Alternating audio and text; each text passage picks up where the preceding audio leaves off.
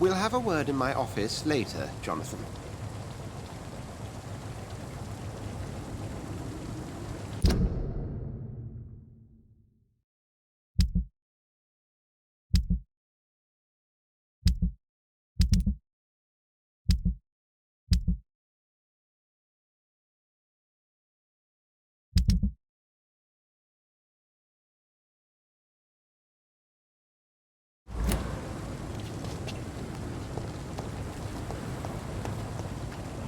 It's locked.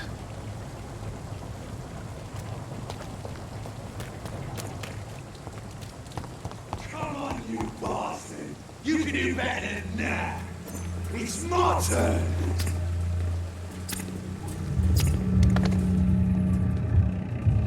Rotten bureaucracy. Each heart contains the seeds of life. Drink at this river. Try it all.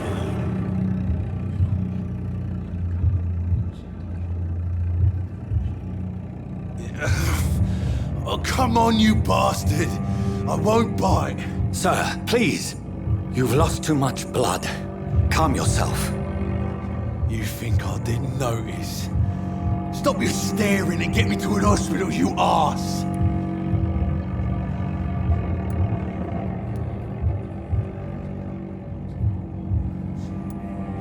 I've a mind to let you bleed out.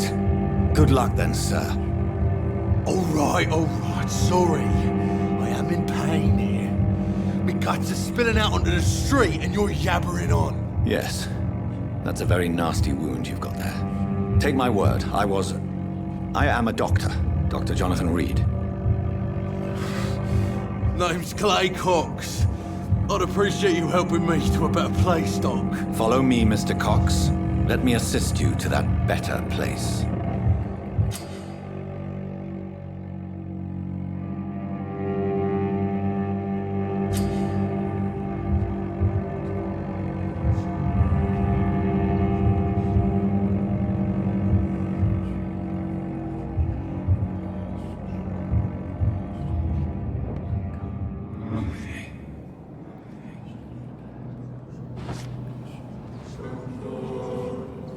Bring this fading light into the shadows.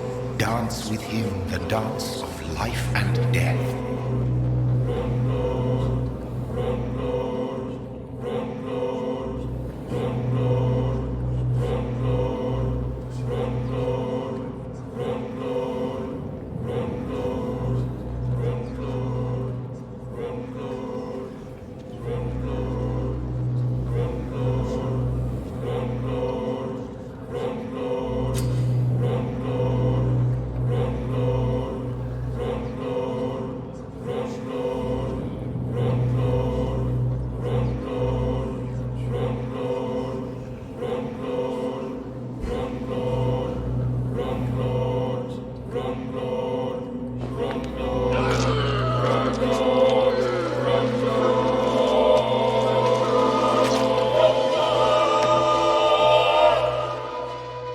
In the back, you bastard! Didn't have the guts to fight me. Fuck you. I'll kill you. I'll kill you.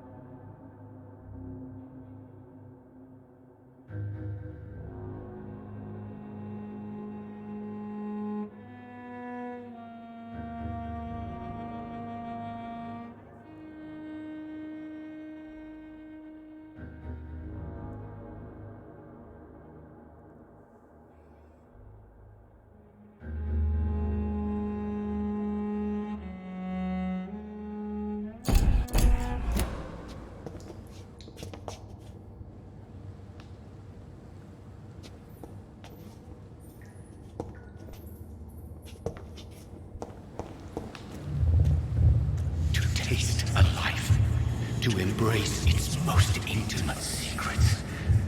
Such a burden, such a divine sin.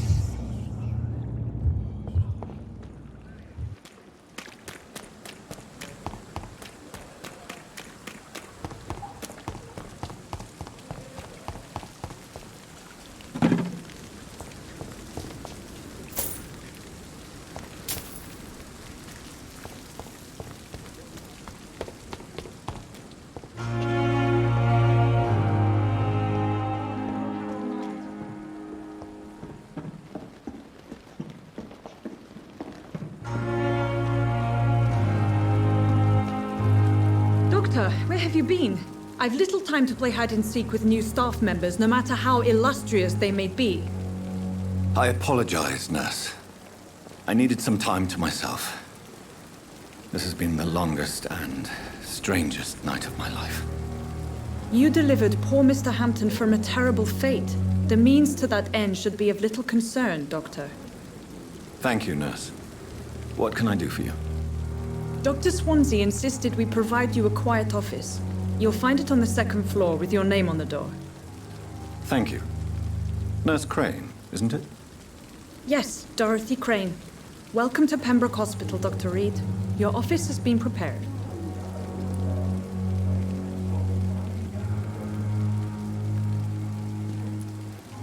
I would like to ask a few questions first.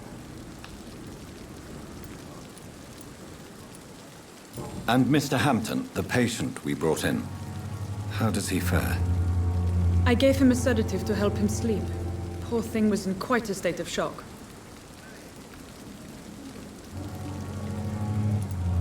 What kind of man is Dr. Swansea? Well, you accepted the job from him. I thought you would have known about your employer.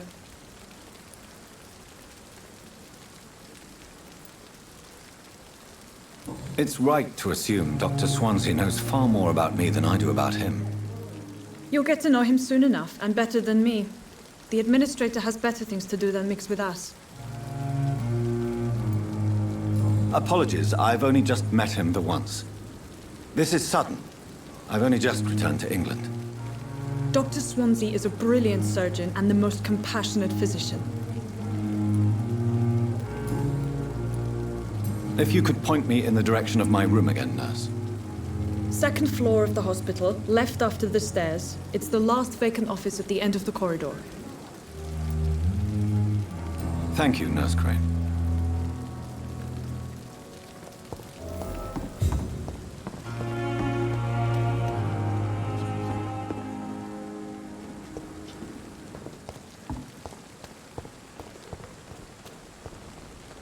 This is no time to celebrate. It is the last thing.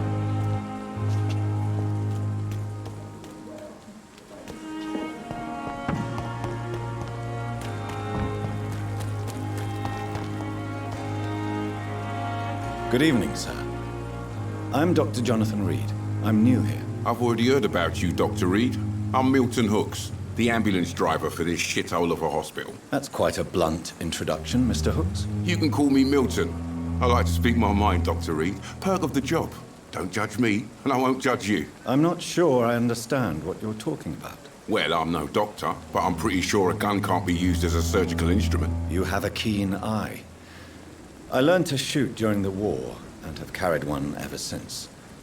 Old habits die hard. No need to explain, Dr. Reed. And if you ever need a better gun, remember, I may have something for you.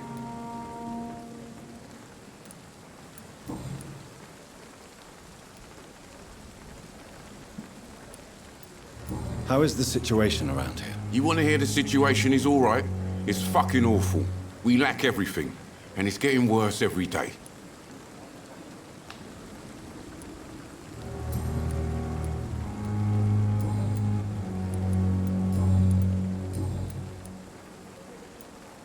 So what do you do exactly in this hospital? Apart from smuggling guns, I mean. I've been an ambulance driver since... too long, I guess. I bring sick people here night and day. It's a dirty job, but I get it done. Most of the time.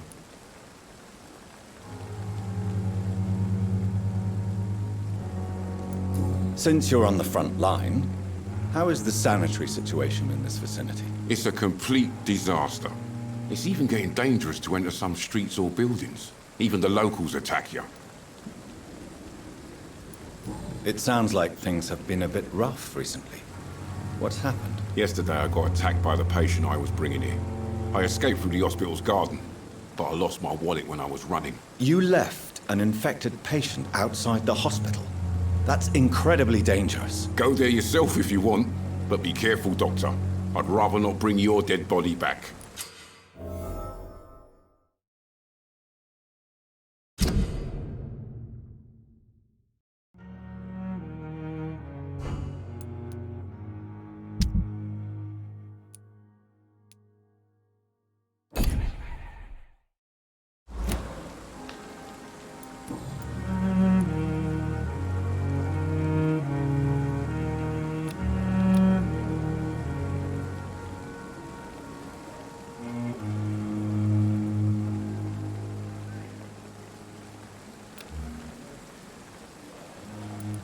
Are you really smuggling weapons through the hospital? And why not?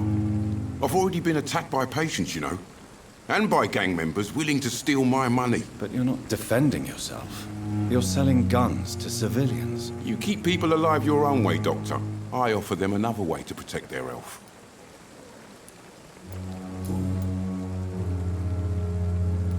I'd like to see your goods. Wise choice, Dr. Reed. A reliable gun is what everybody needs these days.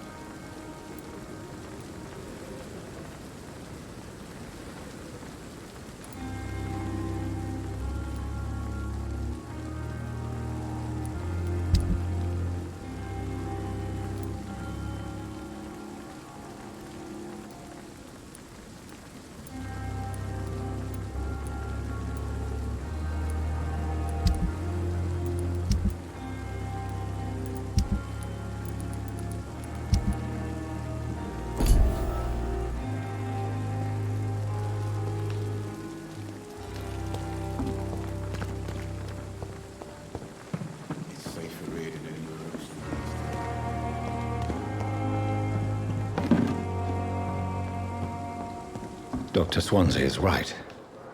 This place seems perfect to conduct my research.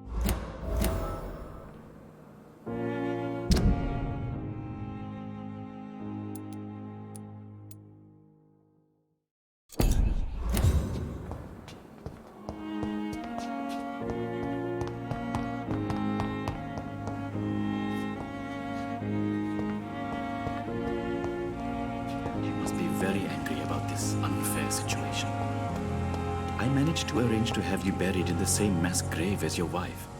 I hope that might help.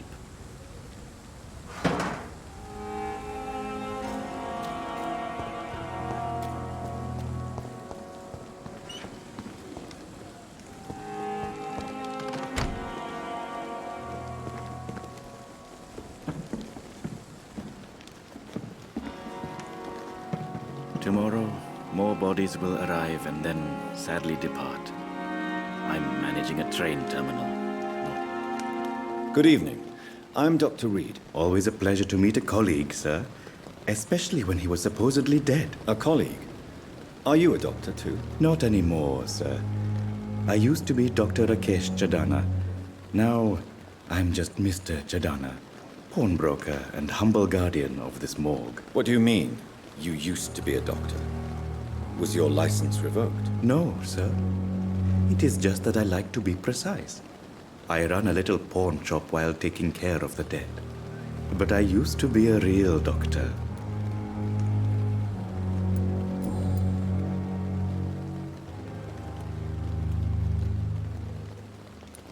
Have we met before? I don't think so, sir. Why? When we first talked, you said you were glad to meet me since I was reported dead. Funny story, sir. Your sister came here a few nights ago. You were missing, and she was looking for your body. She must be very relieved now.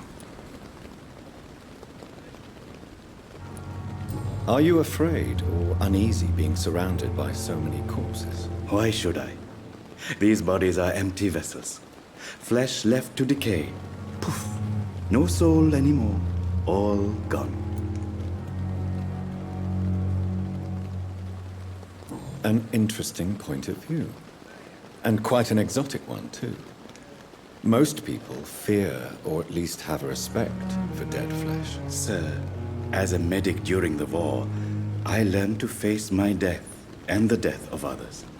It's the pain we have to tame, not death itself.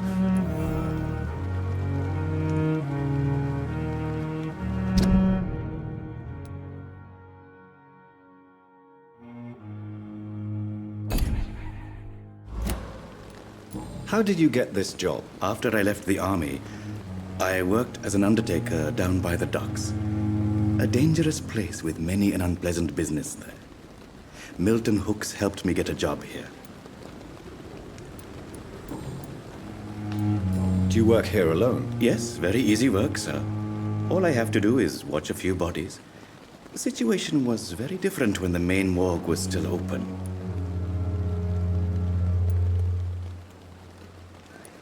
Why close the hospital's main morgue? It was for sanitary reasons after the beginning of the epidemic.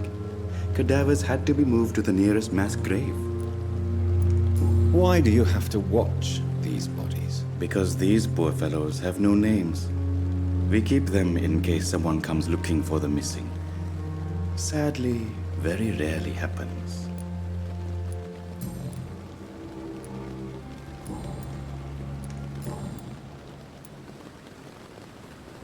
A pawnbroker? I expect you get all types of people here. Yes, sir. All kind of people. For I sell all kind of goods. Who comes here to trade with you? It's very unhygienic, even unsafe. Diseases can spread. For the customers, for the hospital. I'm very cautious, sir. I've been a doctor, remember? And all my clients are good people. In fact, I think I only know good people. What kind of goods? With the quarantine, it's not always easy to buy things. So I trade, I exchange. Some people sell, some others buy. I like to help. Since you're not afraid of dying, do you believe in life after death, Rakesh? No. I believe we must do all the good we can while alive. For our time is short, and the obstacles are endless. Do you think you would enjoy immortality as a concept? I don't think so. Don't mistake me.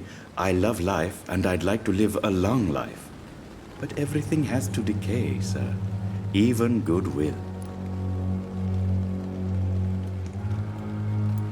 Do you really believe goodwill cannot last? As I said, sir, everything decays. If I was to never die, goodness, I would be bored or worse. And I like to be helpful, sir. Quite depressing, wouldn't you say? Yes, but the good news is we'll all die before losing our humanity, sir. So you're ready to die? No, I am not. I don't fear death, for I won't see it. What troubles me is the pain my death will inflict to those I know. You're a wise man, Mr. Chidama. No, Dr. Reed. I am a foolish man. But I like to think otherwise.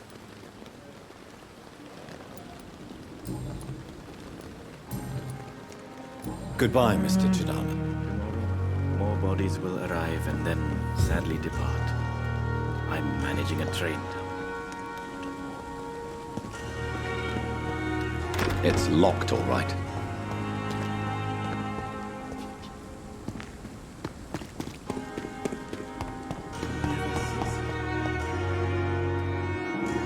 Good evening, Doctor.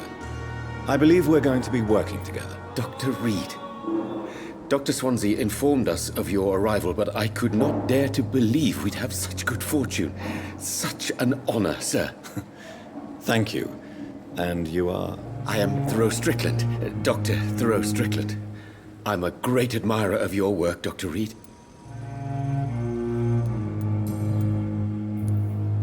Please, could you tell me something about yourself? I'm a great admirer of your work concerning blood transfusion, Dr. Reed. I run my own experiments. I'm convinced it's the future.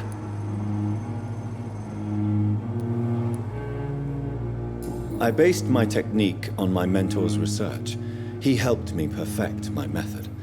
What is yours? I'd rather not talk about it. For now, it's just theories and first approach.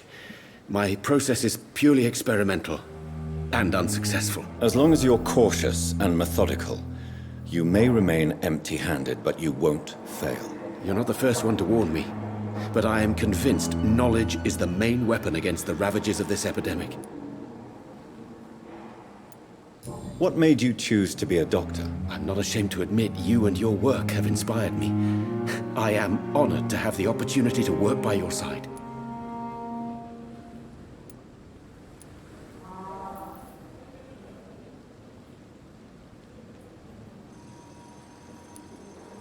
It's always a pleasure to share scientific and medical knowledge with someone eager to learn. I'll be glad to help you if I can. This epidemic may be the century's most terrible disaster, but I'm convinced that we, as doctors, are the only ones able to defeat it.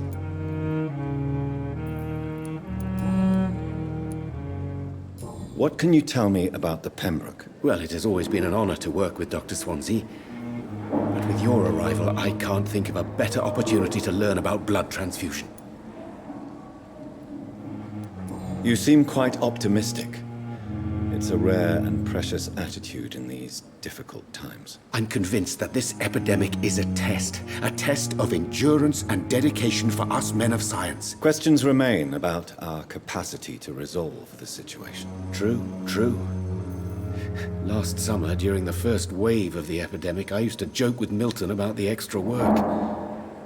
We're not smiling now. Do you need help with anything in particular? Well, yes, maybe. I'm waiting for a batch of products I ordered for my personal research, yet my supplier seems to have vanished. Do you want me to play the errand boy for you? Oh no, Dr. Reed. But if you went personally to his shop, what with your reputation and all, he wouldn't dare to refuse the products I need. I see. Well, give me the address, for I may pass by if I have time.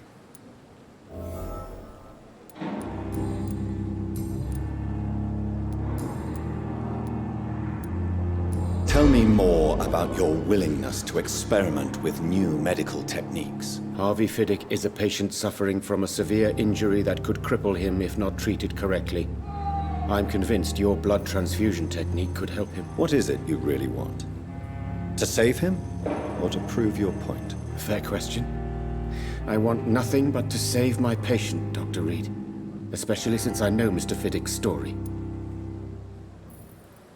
Tell me Mr. Fiddick's story. Our first diagnosis was compromised because Mr. Fiddick lied to us about the real origin of his injury.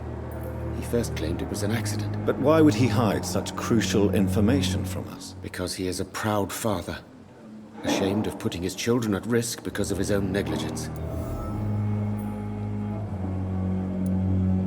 This personal involvement could also appear to be a lack of impartiality. You must know that a good surgeon must remain neutral. I agree. But that does not excuse Dr. Ackroyd's behavior, a man who did not even take time to converse with his patient. Do you think keeping his distance was a mistake? All I know is that I'm taking care of human beings with desires, hopes, and fears. Not some biological machine comprised of blood, bones, and flesh.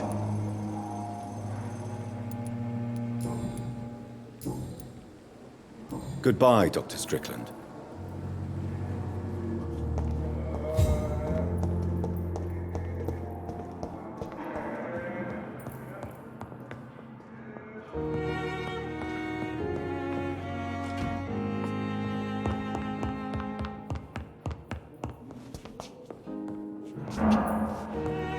You always knew the words to close the ship, you know. Will this ship never end? What a blundering idiot. What can I do for you, Doctor?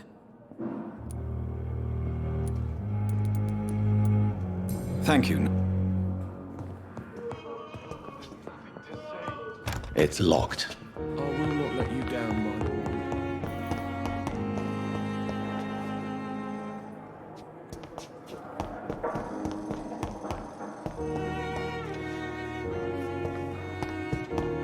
My sweet girl.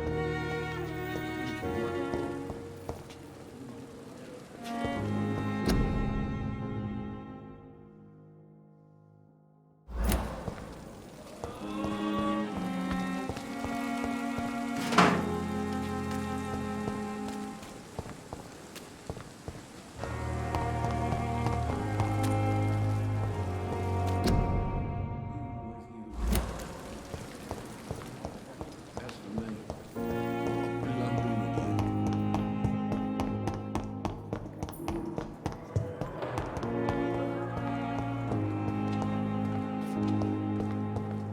Fear and disgust on every street corner. I cannot enter. Good evening, Mr. Hampton. How do you feel? Dr. Reed, is it? Oh, sir, I must apologize for my behavior. What do you mean? I was not myself in the factory. Fear and exhaustion made me say awful things to you, I'm afraid. You remained perfectly nice and polite. A little delirious, perhaps. But who wouldn't be after enduring an abduction? Thank you, Doctor. That's a relief. Now all I need to do is rest and return to my flock.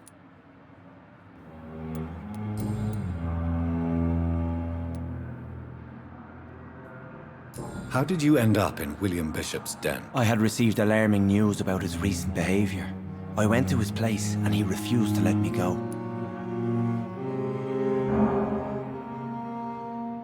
Why did he abduct you? William was an alcoholic. His addiction suddenly changed to blood. I don't know why. Just like a patient I met here. This Miss Hawcroft. You dared to enter this awful place alone. You're a hero, Mr. Hampton. Or a fool. I'm just a man trying to help his friends, Dr. Reed. William Bishop was a conflicted soul, searching for light.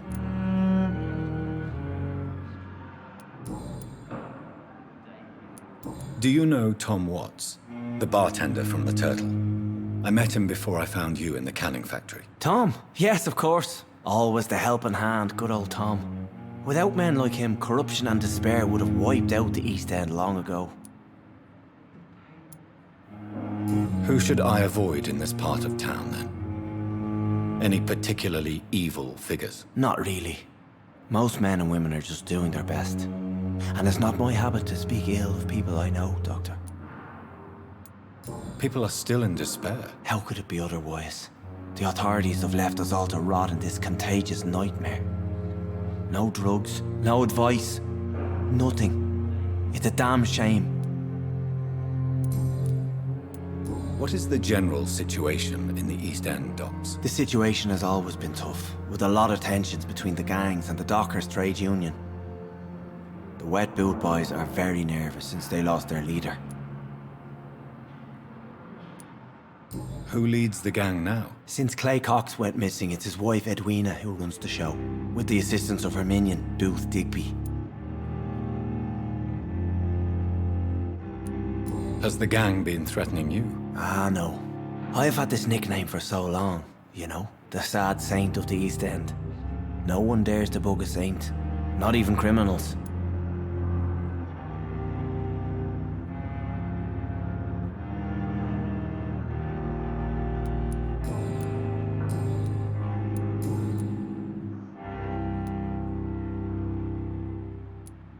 Have you made friends since you arrived? Not really, but I recognize Miss Harriet Jones.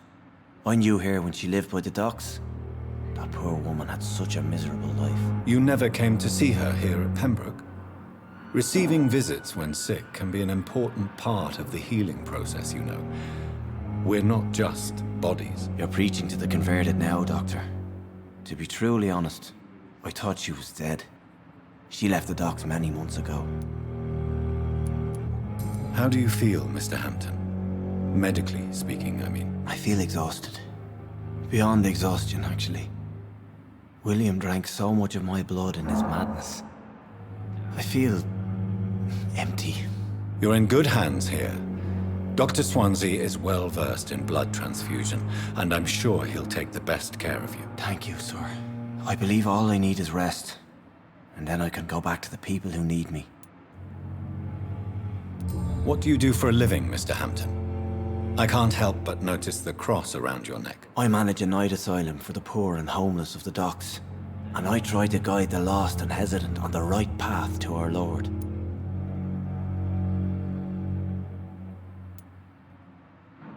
Why didn't you use your cross against William Bishop? To repel him somehow? That's a very strange question, Doctor. A cross is no magical token, if that's what you were trying to say. Not mine, anyway. Are you a priest, Mr. Hampton? A deacon, maybe? Not at all, Doctor. I'm just a man of faith willing to preach the good word.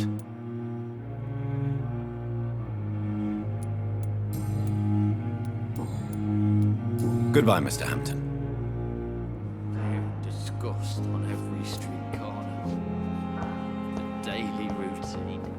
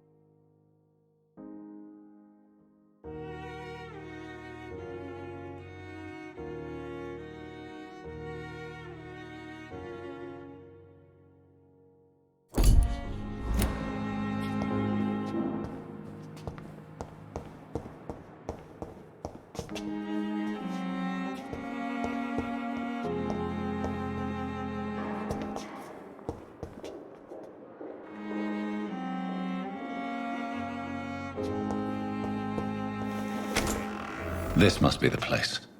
It's definitely away from prying eyes. Relegated to the shadows. A kingdom of my own. At least I won't be sleeping in a coffin. The flower's dying. It needs water.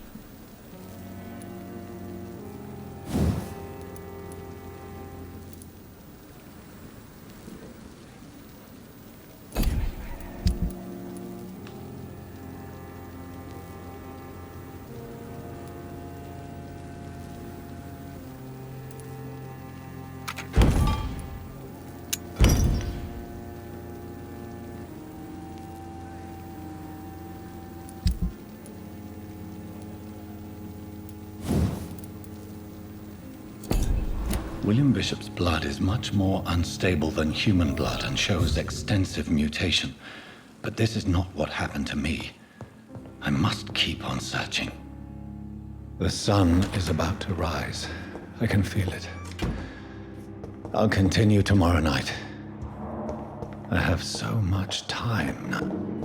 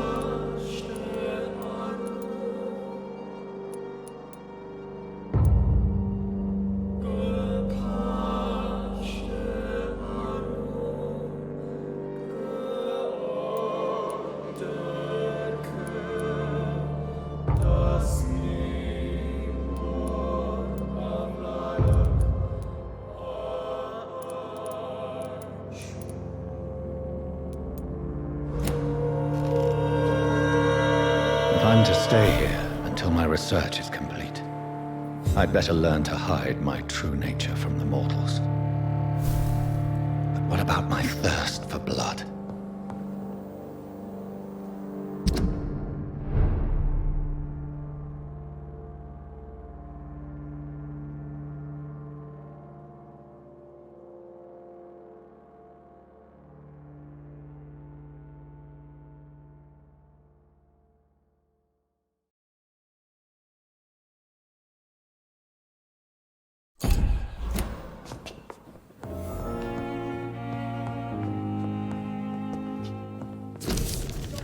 Asked me to collect you, Dr. Reed. Hurry up!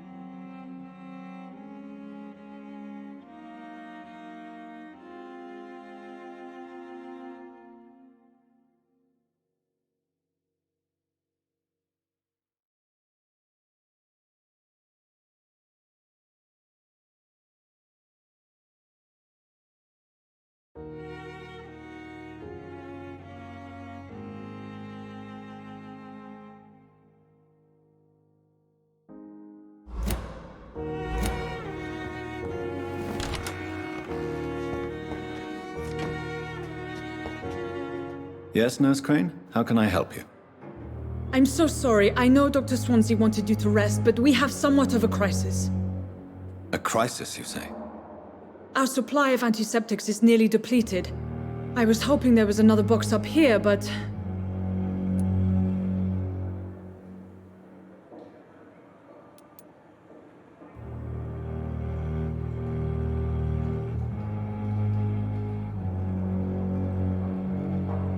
What type of hospital are you running?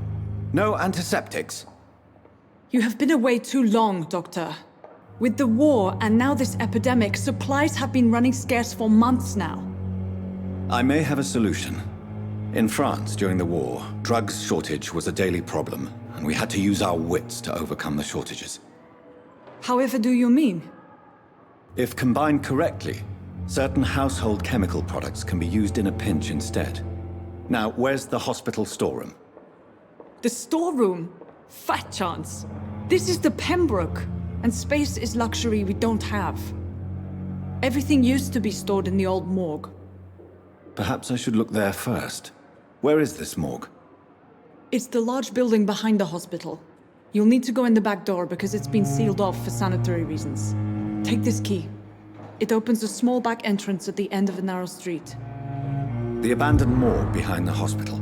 A small door at the end of a narrow street. On my way, then. Thank you, nurse.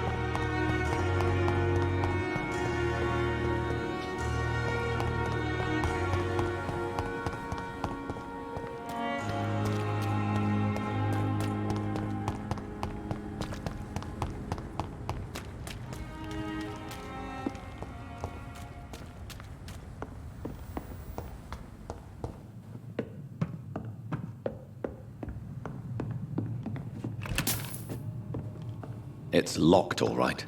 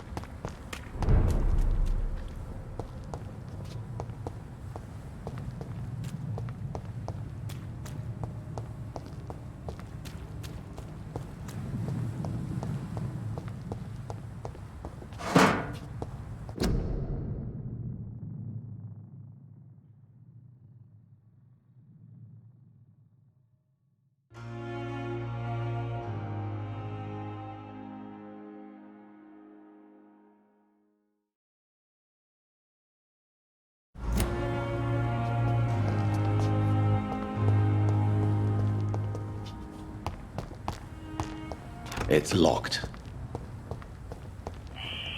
Scowl voices in the garden. I should investigate. If they were to find somebody.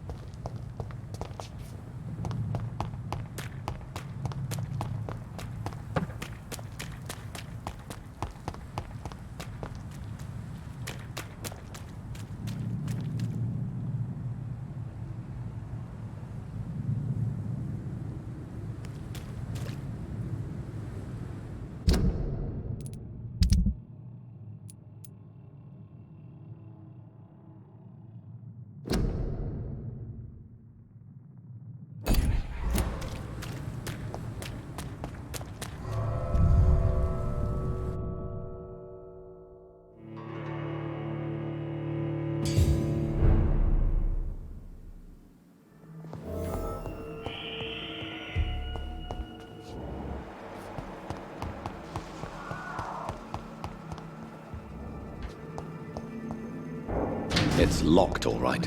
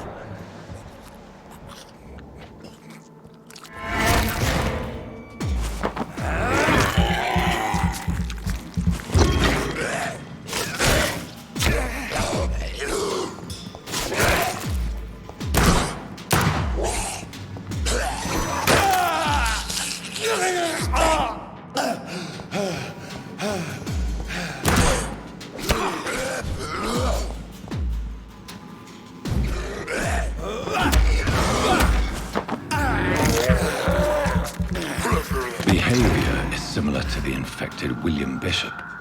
Must be the same strain.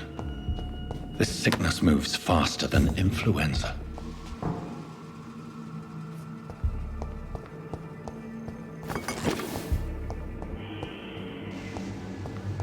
I cannot enter.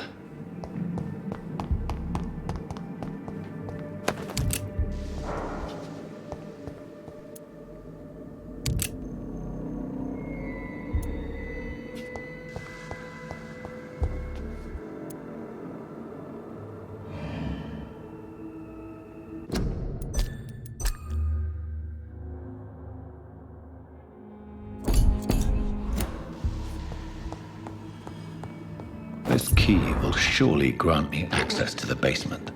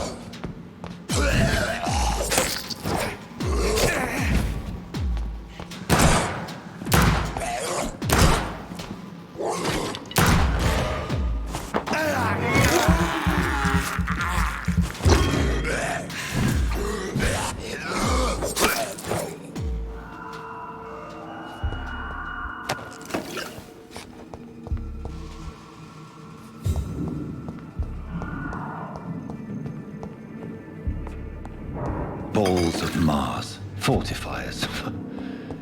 As popular as they are ineffective. But they do contain iron tartrate, and that might prove itself useful.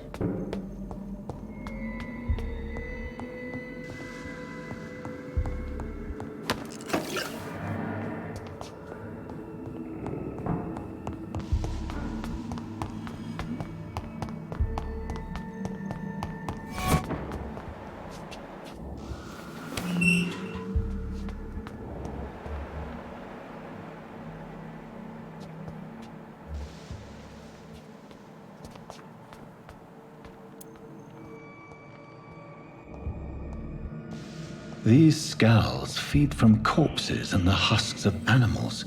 They're not after blood.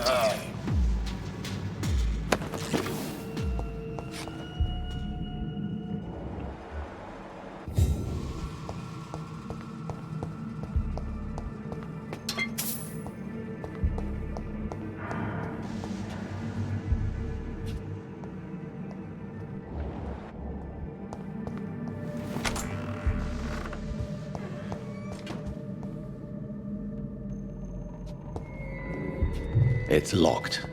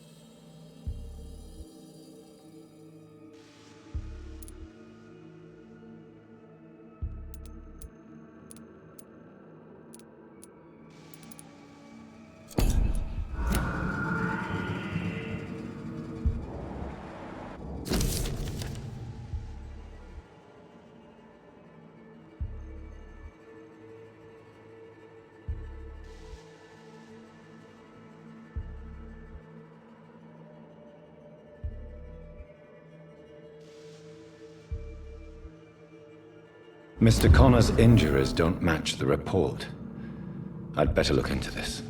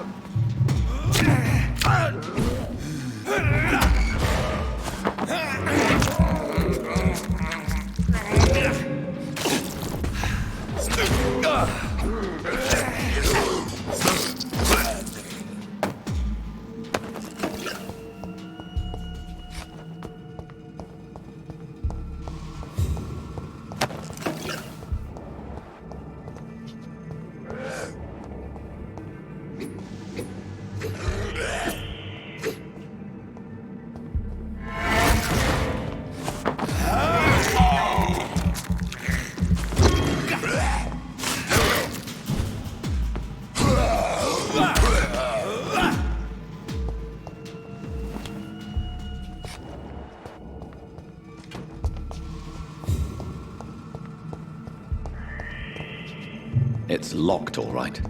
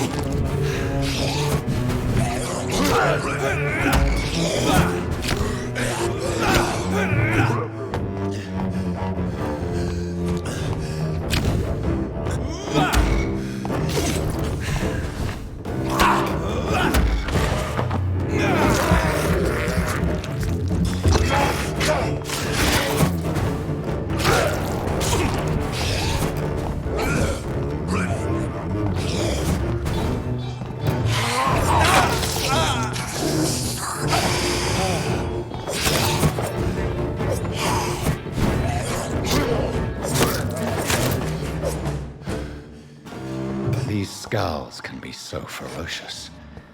I'm not sure I can defeat them without becoming stronger. To drink blood is so tempting.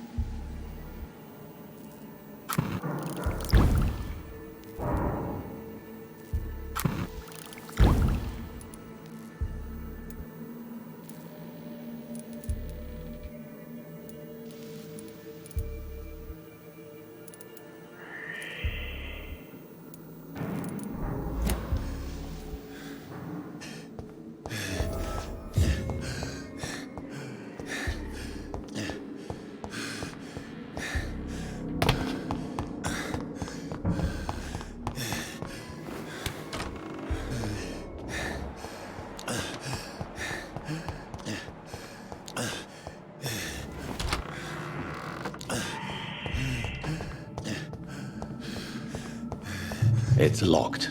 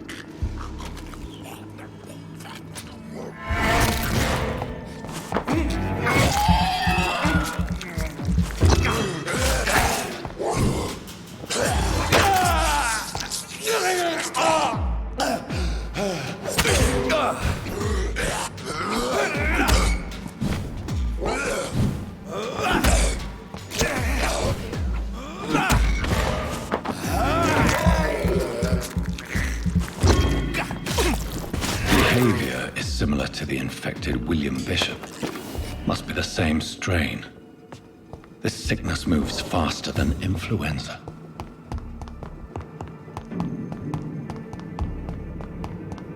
It's locked.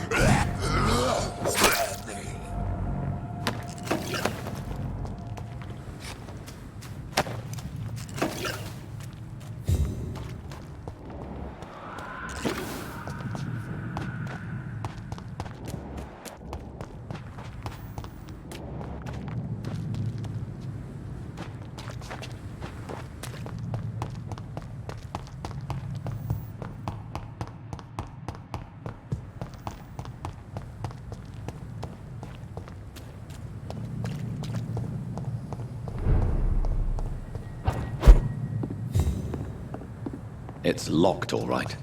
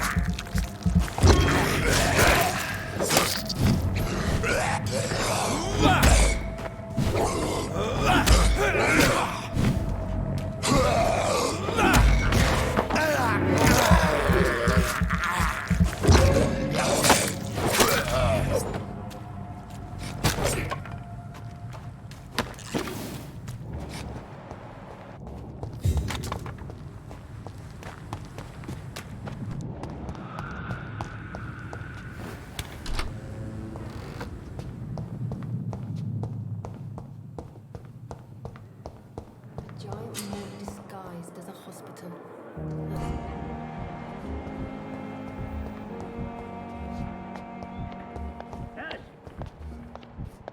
You are going to reveal all your secrets. Good evening, nurse. Good evening, Doctor. I don't think we've been introduced yet. My name is Pippa Hawkins. And I'm Dr. Jonathan Reed. Dr. Swansea has recently offered me a position in this hospital. Well, it's a euphemism that your help will be appreciated, Doctor.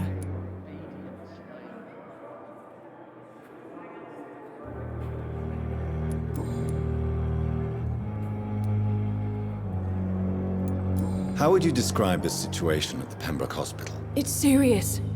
The flu is wreaking havoc amongst the staff and patients. We are running out of everything. Nurse Hawkins, the Spanish flu won't last forever. Even the Black Plague didn't kill everyone. I wish I could believe you. But what if this epidemic was worse? What if in the end, nobody was spared? You must get a hold of yourself, nurse. Sorry, I'm exhausted. No one has any idea when this epidemic will be over. How long have you been a nurse? Well, long enough to see that the epidemic is winning. And no matter how qualified you are, don't tell me you'll change that.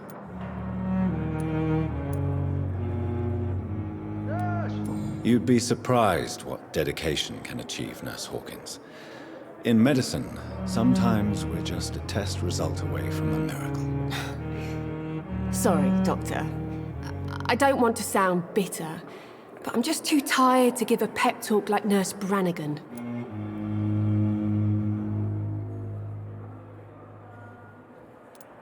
How is the Pembroke staff coping with the epidemic? Well, not well. Milton, the ambulance driver, is even more grumpy than usual, especially concerning doctors.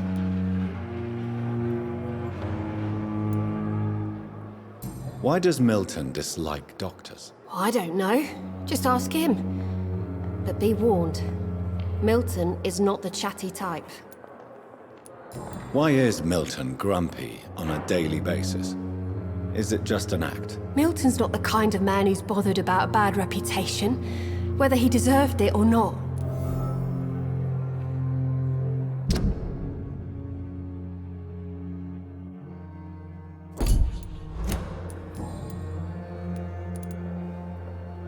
How is the... Well, not...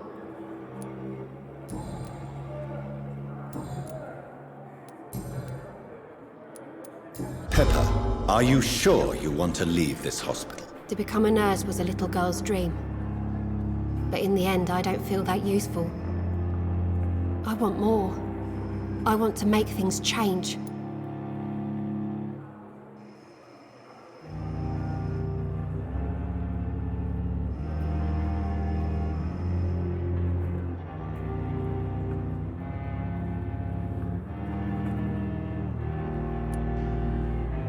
You should be proud of what you've achieved.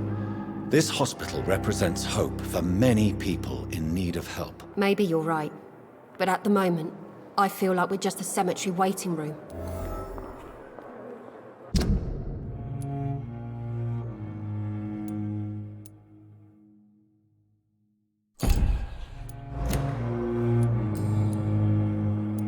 Goodbye.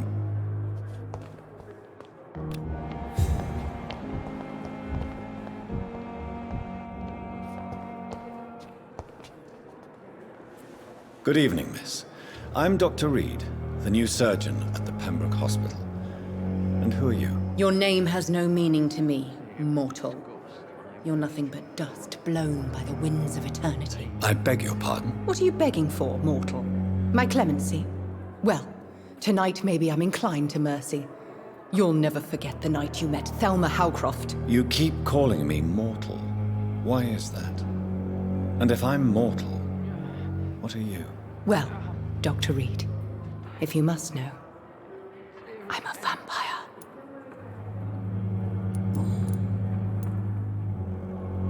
And why do you believe you're a vampire? I don't need to believe anything. It is what I am. It is what I feel within this hollow shell of flesh. I see. Have you ever heard of Cotard's syndrome, Miss Howcroft? Never. It's a mental illness discovered by a French neurologist named Jules Cotard. The affected patients are delusional. They believe that they are putrefying, that they are dead, a ghost or a ghoul, or in your case, a vampire. Delusional, you say? Oh, sad and petty mortal. You can't even begin to understand the concept of immortality. And you think it is I who am delusional.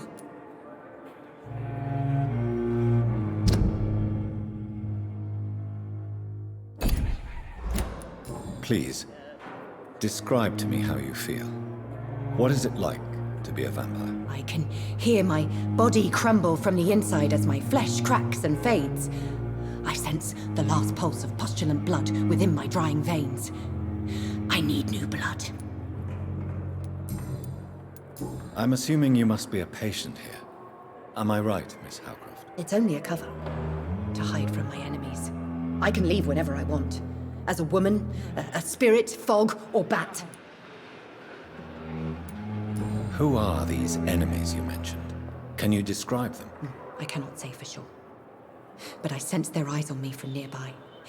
I feel them watching me every time I visit the garden near the morgue. The staff here are not your enemy. They're here to help you, to care for you. I'm not speaking of the doctors in white. I'm speaking of the men and women who hunt me, for I am a vampire. I see. Don't worry. These people will not find you here. I'll personally make sure they leave you alone. Thank you, mortal, but do not interfere with them, for you are no match for those that hunt me.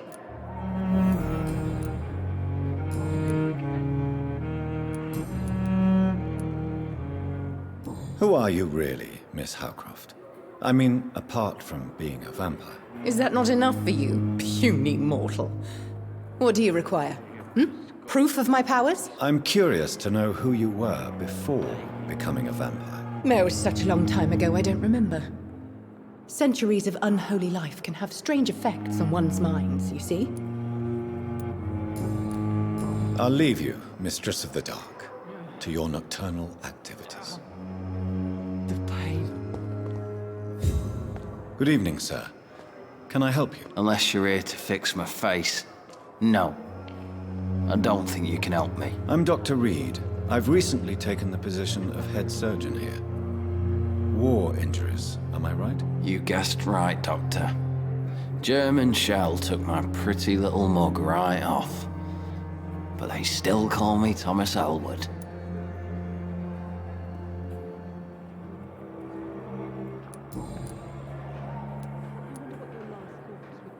How is your stay with us, Mr. Elwood? Oh, it's bliss.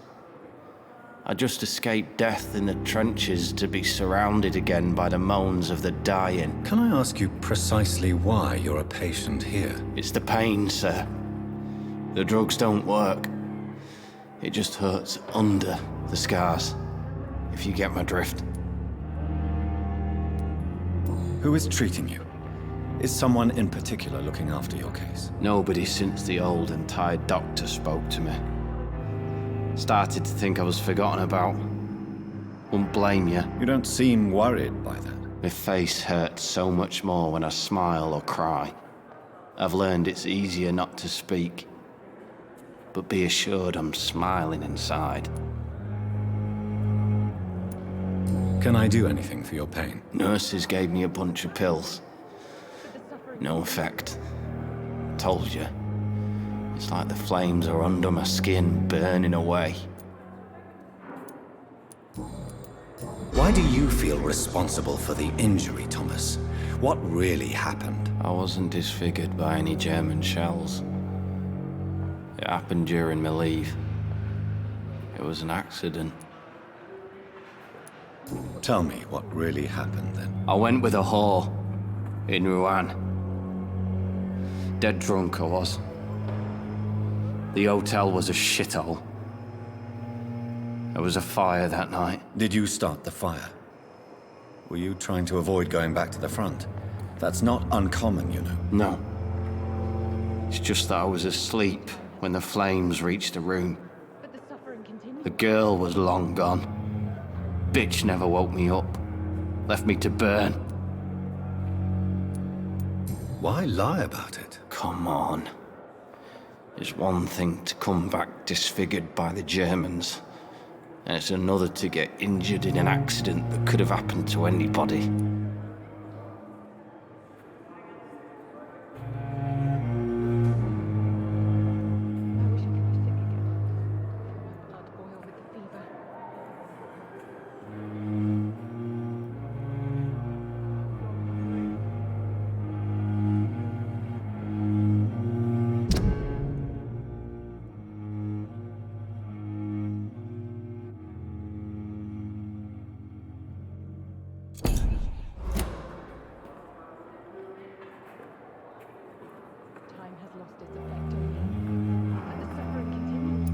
Reconstructive surgery has been very successful for some soldiers. I don't want to wear a bloody mask for the rest of my life.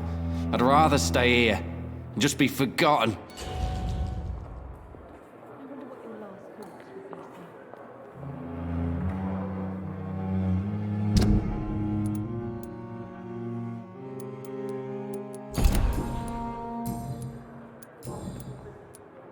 How close are you to Miss Horcroft? Are you aware that she thinks she is a vampire? To wait for her next nibble is the best reason to stay here. Every time she approaches my bed, she treats me like something tasty. A normal person. Aren't you afraid? She may hurt you if the game goes too far. She's quite harmless, I can assure you. Her head's broken inside is all. While I'm busted on the outside. But she's still beautiful. Living proof that there's hope for me.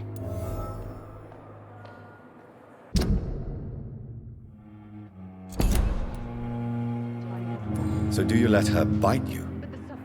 You know that's not sanitary. And why not? She's only supping a few drops of me blood. And the pain, it's real for once. She could decide to bite less willing patients. Then it's another good reason for me to stay here, Doctor. You do realize she's mentally disturbed. It's called the Cotard syndrome. She truly believes she's a vampire. In her madness, she never refers to my scars. And frankly, if I could, I'd join her world. It seems much more fun than the real one. Where were you stationed, sir? Did you serve for long? I really don't want to talk about all this shit. No offense. I was pushing too much. I served in France myself. I just wanted to know what happened to you. You were an officer, weren't you? Then I doubt we fought the same war, sir.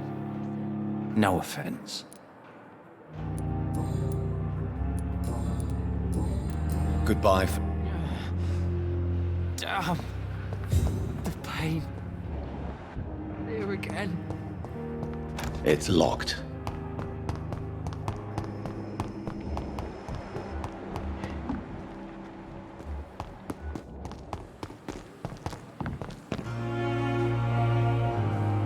Good evening, Milton. Good evening, Doctor. Still trying to save lives?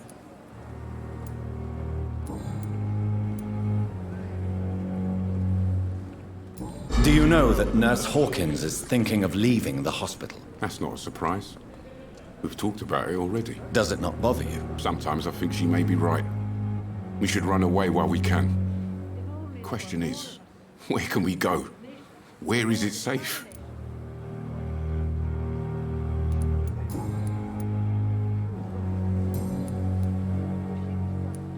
Why do you have such a mediocre reputation among your colleagues, Milton? Fuck them.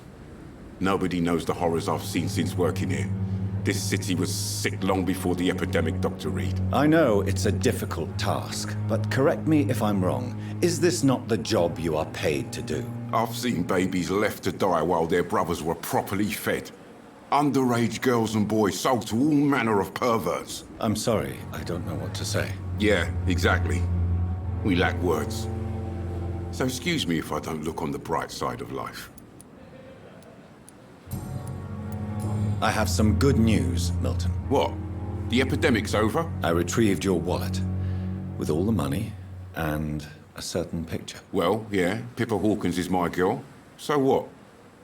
Is it the difference of skin color that bothers you? Not at all, Milton. Good. Please, take this money anyway. To remind you to keep your mouth shut. Not everybody is as broad-minded as you, Dr. Reed.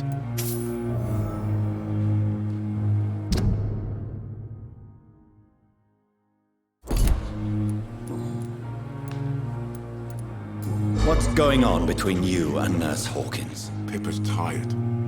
Tired of all this shit. Tired of all those corpses piling up. She's as depressed as I am. During the war, I witnessed a few couples just like you come together in difficult circumstances. It can be very damaging. Maybe you're right. But we support each other. And that's all that matters.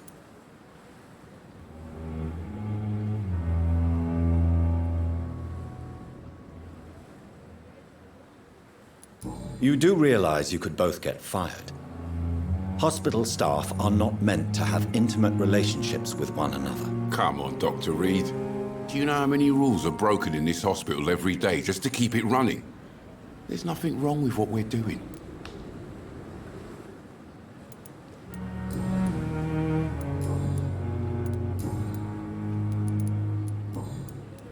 I'd like... Wise choice, Dr. Reed.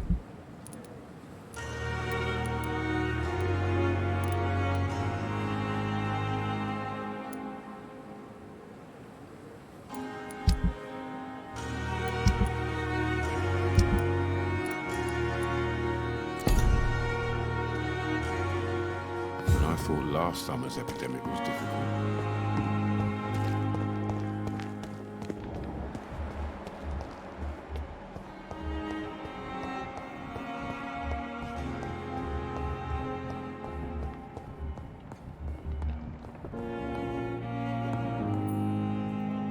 Finally, you've returned, Doctor. Did you find anything of value? Yes, nurse. You've worked your first miracle, Doctor. Now, this patient here needs immediate treatment. Duty calls. When the storm has passed, I'll show you how to mix the remedy yourself with the same basic ingredients. Many thanks, Doctor. When you've finished, you ought to report to Dr. Swansea in his office. He's been looking for you. Seemed pressing.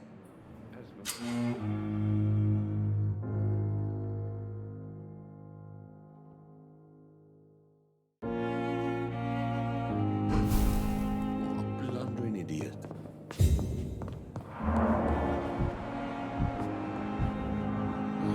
Good evening, sir. I'm Dr. Reed. May I help you? I don't know if a third opinion is needed. Your colleagues are already arguing about my condition. I see. Would you mind telling me more about your situation? I'm Harvey Fiddick. All I want is to get me bloody arm fixed properly.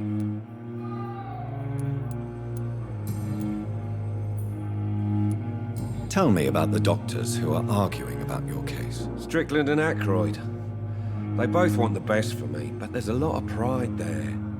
Doctors are no different from carpenters, it seems. What do you mean? I often had professional arguments with rivals on a building site. Difference is, I disagreed about wooden nails. not flesh and bones.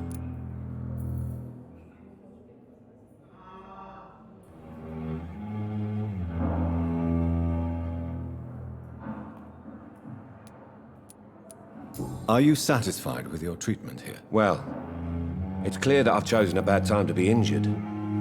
Forgive my bluntness, but you seem overwhelmed by cases of the flu. I won't lie to you about it. I'm afraid we are. Are you sure you don't want to operate yourself, Dr. Reed? I have the feeling you're very capable, and your colleagues seem to think so too. In other circumstances, you would be right. But for now, I don't think I can take on the responsibility. My apologies. Tell me about yourself, Mr. Fiddick. I'm just a regular guy waiting to get his arm fixed, so I can return to work and to my family. I was more curious about what you were doing before being hospitalized. I'm a carpenter, and a good one too. But that means I need both arms to feed my family, Dr. Reed.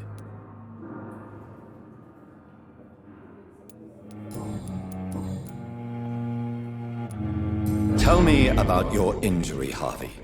Why do you feel so guilty about it? My wife died because of me. And now I may lose everything because I've been careless enough to hurt myself. What an arsehole.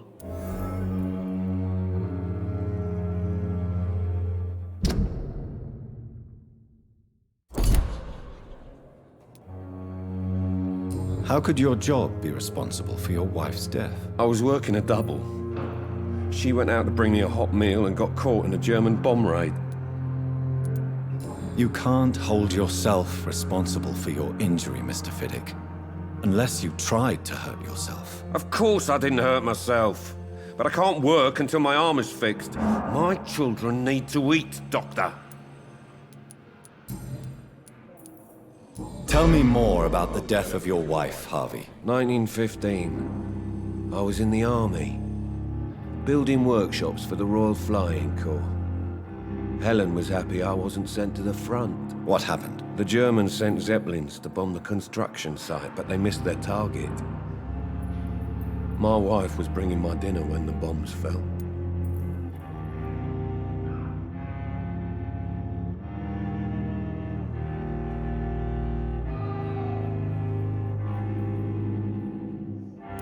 How are your children after losing their mother? They were smaller then. The only good thing about this is my Helen didn't bring them with her that night. I'm sorry for your loss. So many died during the bombings. I served in France and witnessed the carnage there. I would like to say that she didn't suffer. Truth is, I have no idea. I just know that I'm all that me kids have. Poor little bleeders.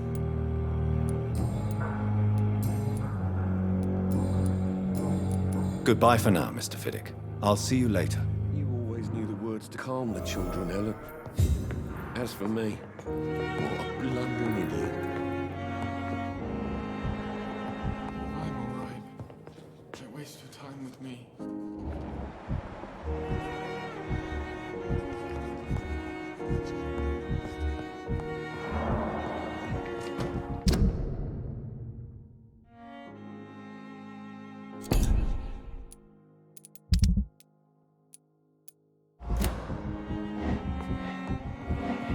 I cannot enter.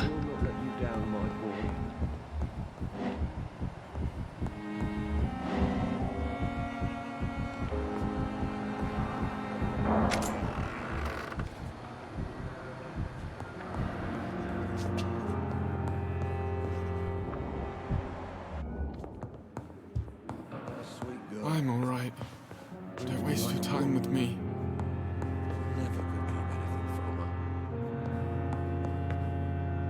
Good evening, madam. Can I help you? It's my son who needs you, sir. I'm Dr. Jonathan Reed. How can I help your son? I'm Beatrice Goswick, mother of Mortimer Goswick. Could you check on him, please, Dr. Reed? I've heard much of your talents as a physician.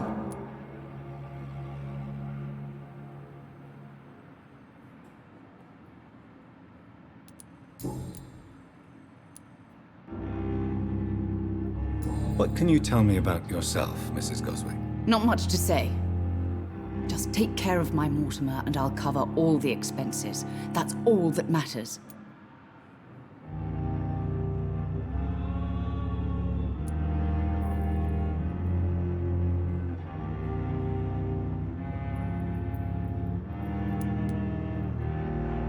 May I ask if you have an occupation, Mrs. Goswick? I'm a teacher by profession.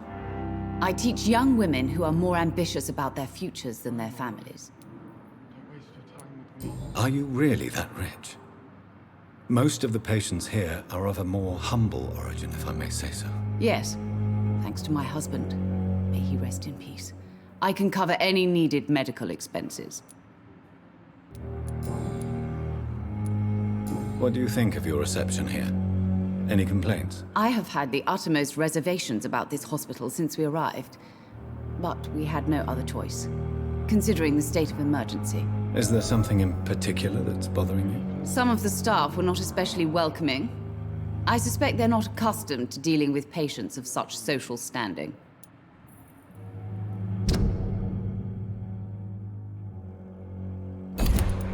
Tell me more about your arrival at the Pembroke Hospital. What gave you such a bad first impression? The ambulance driver was quite rude, for a start. And that nurse, Miss Hawkins, seems to have quite a dubious attitude. What do you mean? She managed to secure a bed for my son despite the epidemic. It was a relief, but it wasn't cheap.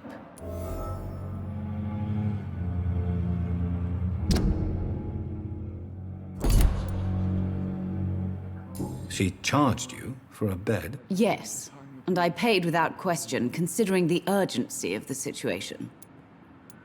I share your concern, Mrs. Goswick. Be sure that I'll talk to the people involved. I don't expect compensation, Dr. Reed.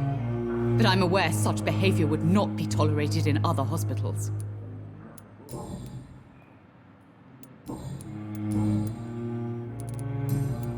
Goodbye, Mrs. Goswick.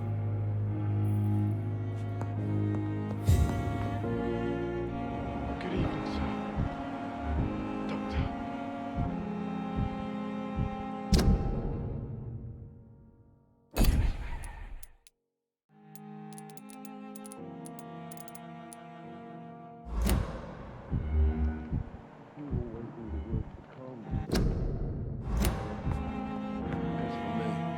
Good evening.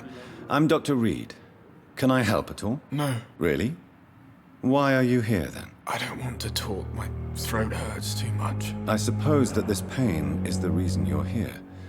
Is someone taking care of you? Yes. And no. Could you at least tell me your name, sir? Mortimer. Mortimer Goswick.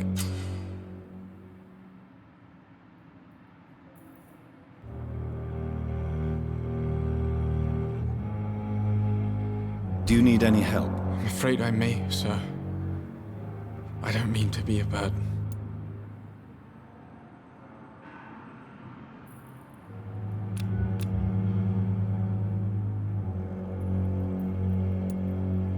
You are not a burden, sir. Healing you is my responsibility. And you have my gratitude for that.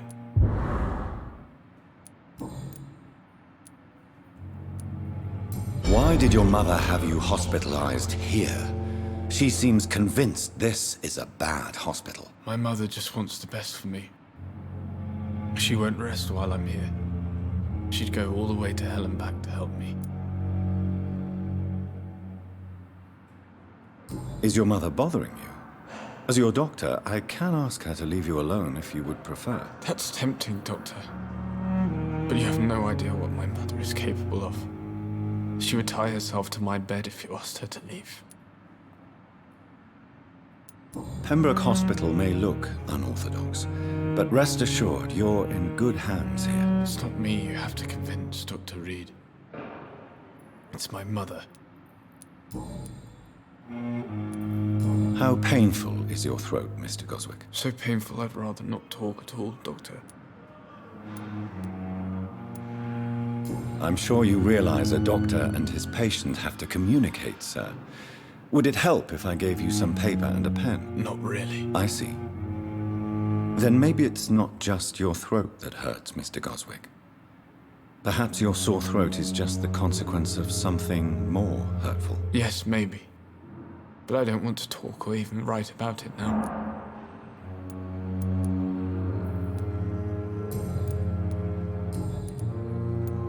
Tell me about yourself, Mr. Goswick. I don't want to talk, Doctor.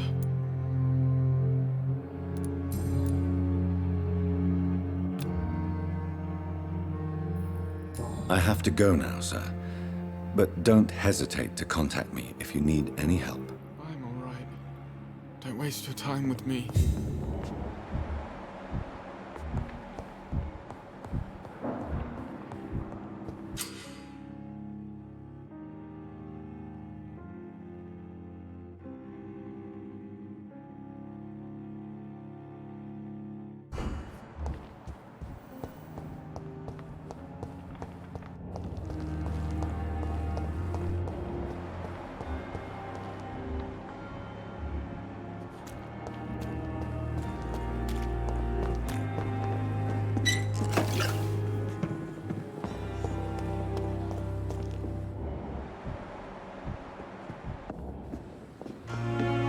Good evening, nurse.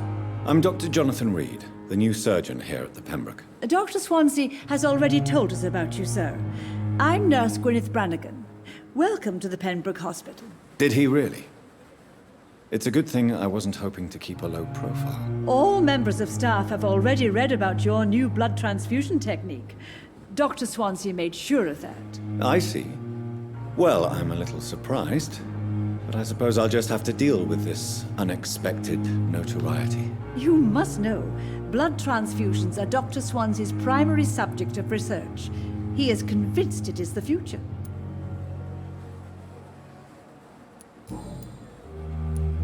How are things here? Not good, to say the least. We're struggling against an invisible enemy, more lethal than any bullet from a gun. It's hard, Doctor. Do you think this hospital can survive the epidemic? We are all volunteers here, and we're trying to hold fast, but how do we beat an invisible killer? Some nurses have already resigned. An invisible enemy? Quite a poetic term for a disease, especially from a nurse. Sorry, Doctor. These last few weeks have been exhausting. We could all do with a good night's sleep. I'm not familiar with all the staff yet. Perhaps you could help me. Brilliant professionals, most of them. Dr. Swansea has a gift for recruiting talent. Most of them. Is there a problem I should know about, nurse? It would be inappropriate for me to speak ill of a colleague.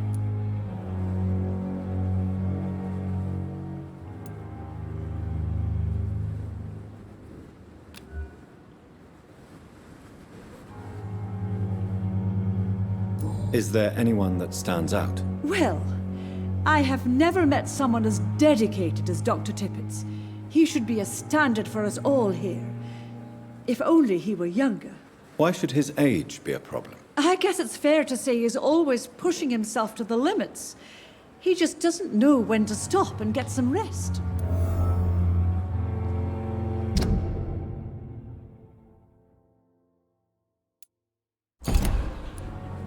Nurse Brannigan, if you do know something, please tell me. Anything you say will be held in confidence. No. I may disagree with some conduct, but in the end, everybody is doing their best.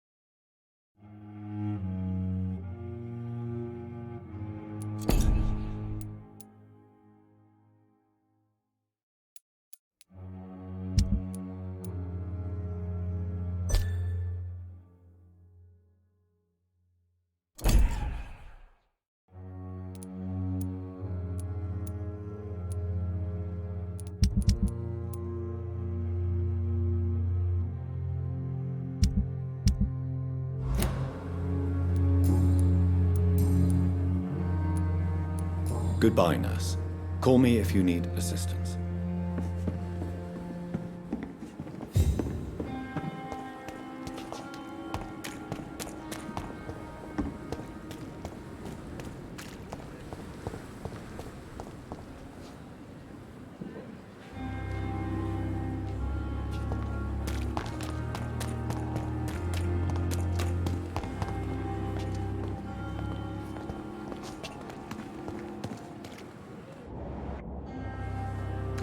Patients are not fools.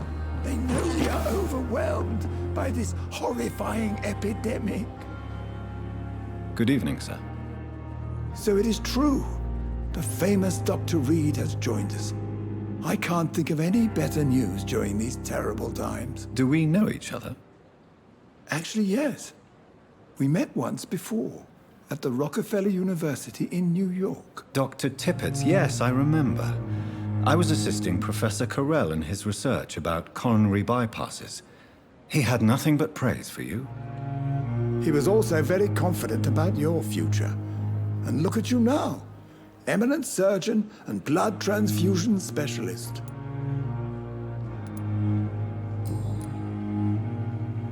What is the Pembroke Hospital situation? And please, speak freely. This hospital is not exactly the best of London.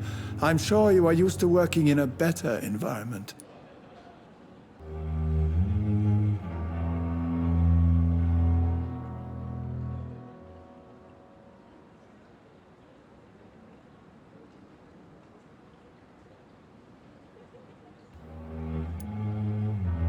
I can't say I'm thrilled to be working here, but to be honest, I didn't have much of a choice.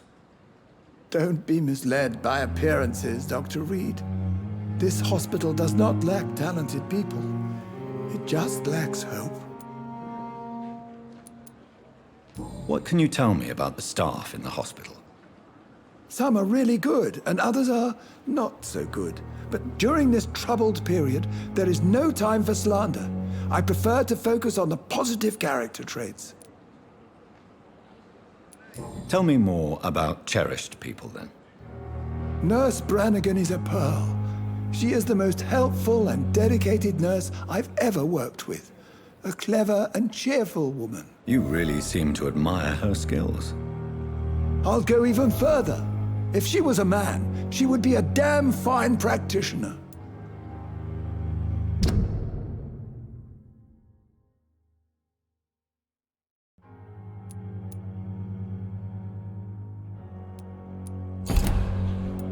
Any opinion about the management? I don't always agree with Dr. Swansea's reserve, but I must admit he does all he can to keep this facility running during this crisis. Ah, yes, the burden of command. I was fed up with this concept while serving as a medical officer. Don't get me wrong. Swansea's a good administrator. I just wish he would get out of his office now and again.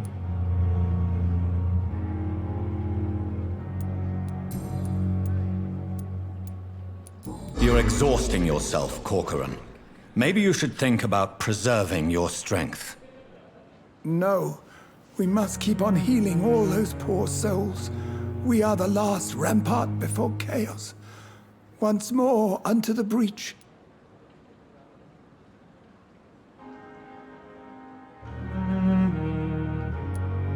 Nurse Brannigan is worried about you, Doctor. She should not have told you that.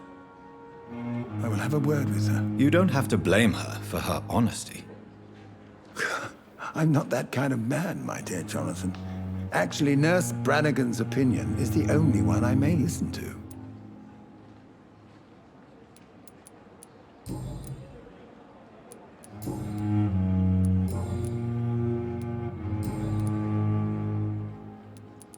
You're No. Nurse you don't have... Goodbye, Doc.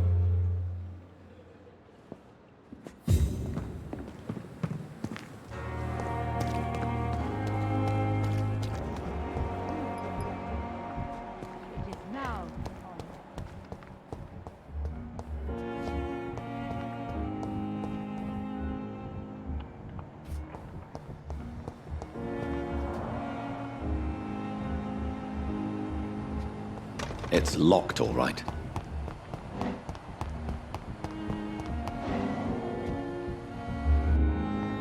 Good evening, Dr. Tibbets. Dr. Reed, any good news to share?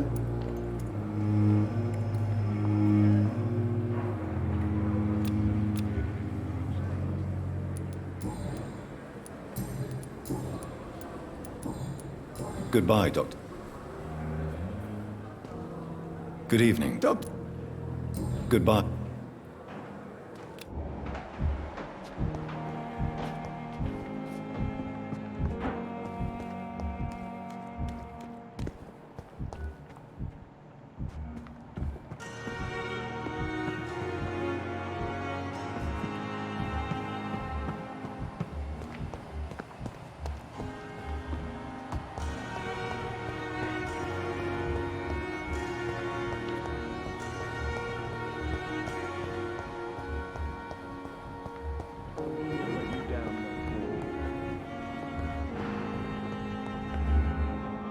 Good evening, sir. I'm Dr. Reed. I believe we're going to be colleagues. Reed? Yes, I've been informed about your arrival.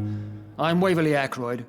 Welcome aboard, I suppose. Does my arrival inconvenience you in some way, Dr. Ackroyd? Let us just say that I don't particularly share Dr. Swansea's enthusiasm for hiring you. What we need here are reliable professionals, not overrated dabblers.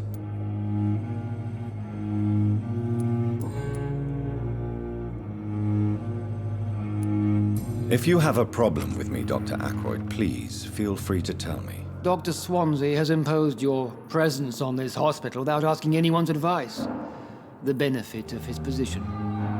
But I don't agree with it. I know we've never met before, but I believe this hospital could use all the help it can get.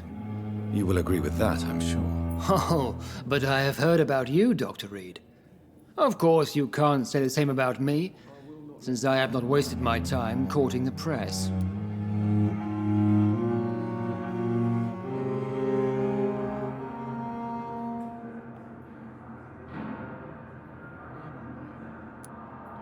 There is no need for such animosity between us. Don't you think the epidemic is already enough to deal with? That is one point we could agree on. And that is precisely why I want to be sure that you will be of help to this hospital instead of a burden. Since your tenure in this hospital is longer than mine, perhaps you can tell me more about this place. Let's just say I'm tired of the carelessness around me. I have always respected the skills of Dr. Swansea, but over time his enthusiasm has become displaced. Carelessness? Exactly what are you talking about? We're here to save lives. The people who trust us are not volunteering for experimentation. They're here to be healed. I don't intend to run any radical experiments, Doctor. Even if I, as any good practitioner should, express an interest in pushing the boundaries of medical research. Modern medical methods were created through audacity and ego. But there are rules in our line of work, and they're here to protect our patients.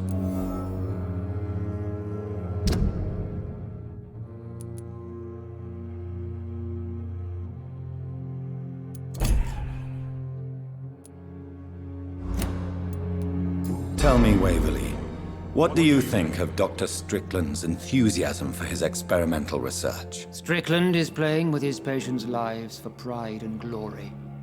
Now that, sir, is unethical. Are you thinking about something in particular? Harvey Fiddick needs delicate surgery.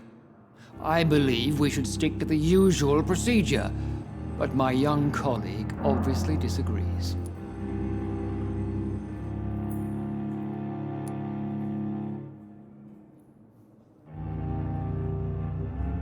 Why do you wish to lead this surgery? I strongly believe that Mr. Fiddick should not be butchered to test an unproven procedure.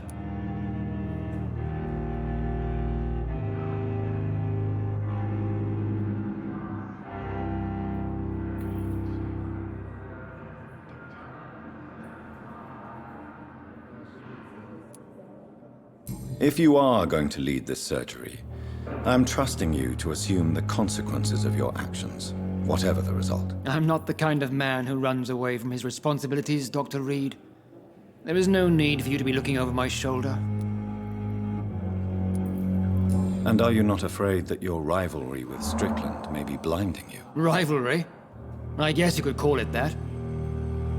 But I will never be childish enough to let my personal feelings affect my judgment.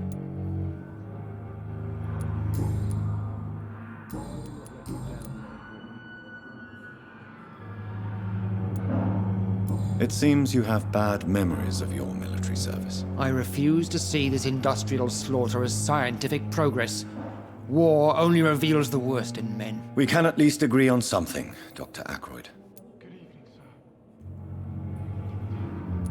I don't know what you've heard about me, but I have already proved my value as a practitioner. I don't question your skills, Dr. Reed, but your motive.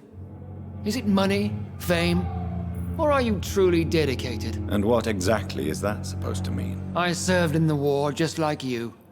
But unlike you, I did not use the wounded to play the modern sorcerer. Be careful what you insinuate, Dr. Ackroyd. I only want you to admit you used those men to improve your theories.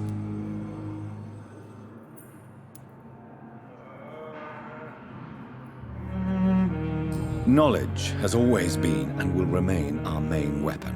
And it has always come at a price.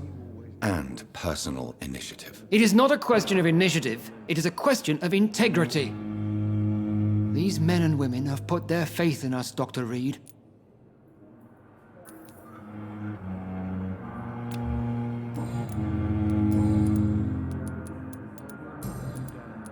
Thank you for your time. We'll talk later.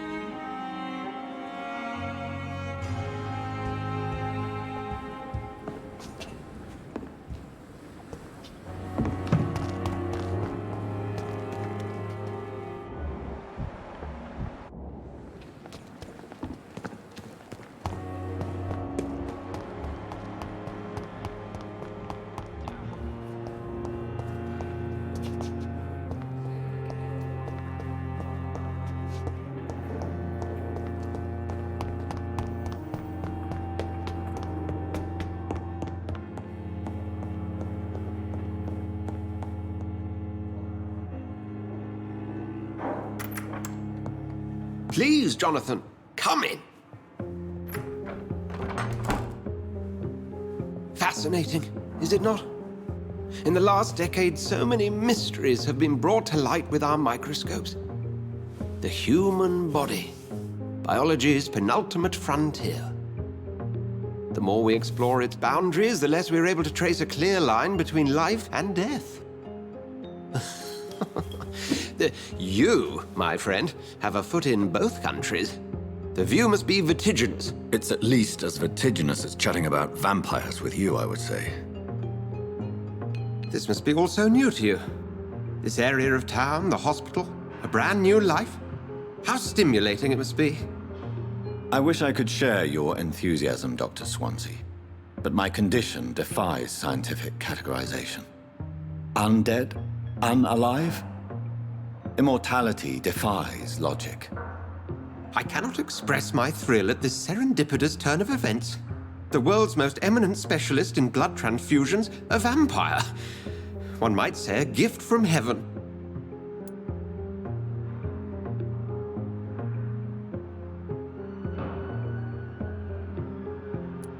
There is an absurd poetry to my situation. Physician, heal thyself. Forgive me. I've been an admirer of your work for a long time, and now you are so much more than a brilliant physician. And please, call me Edgar.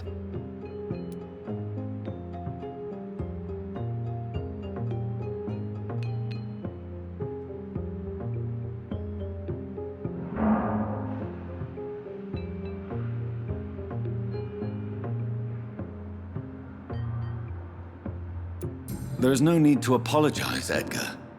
You offered me sanctuary when I had none. Very well. I have a task for you, Jonathan. Something that will require all your newfound skills.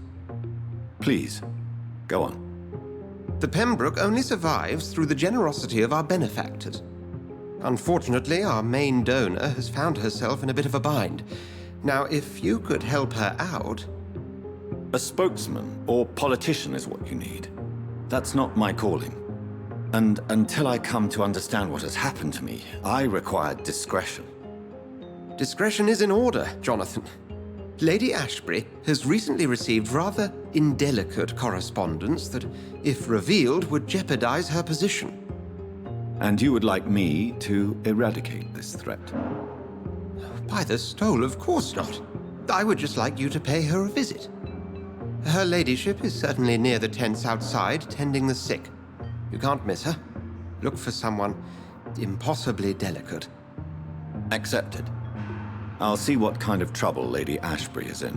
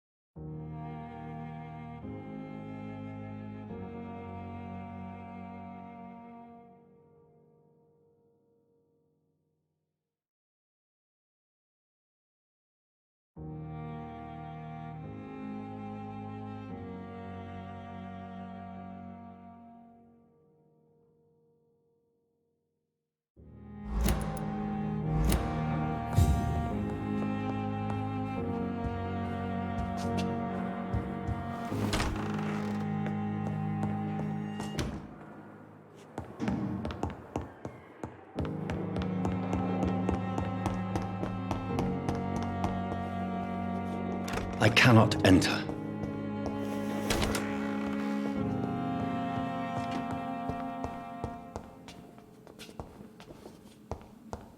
The flower's dying.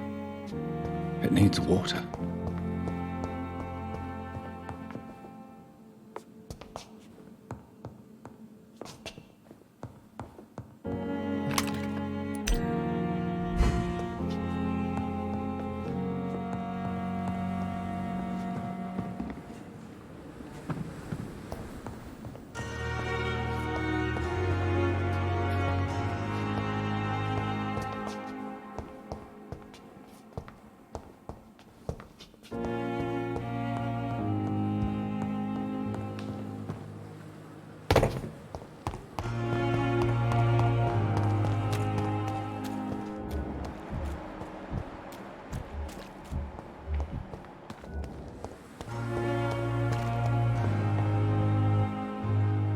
The flu took my dear wife, Emily. I take comfort knowing we'll soon be together again. Mr. Rainfield, that's no way to talk. You're in good hands here, and we'll be up again soon enough.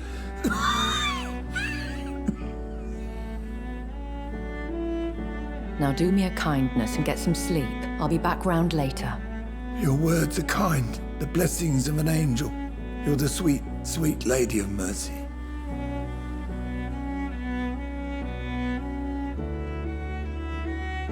Good evening, Dr. Reed. It's a pleasure to see you again. You seem surprised. Dr. Swansea has brought me up to speed concerning your recent appointment to Pembroke Hospital. You're a the lady who saved me that night, before vanishing into thin air. I remember you from the pub with Dr. Swansea. Indeed. Allow me to introduce myself formally this time. My name is Lady Ashbury. I remember you well, in spite of the brevity of our encounter.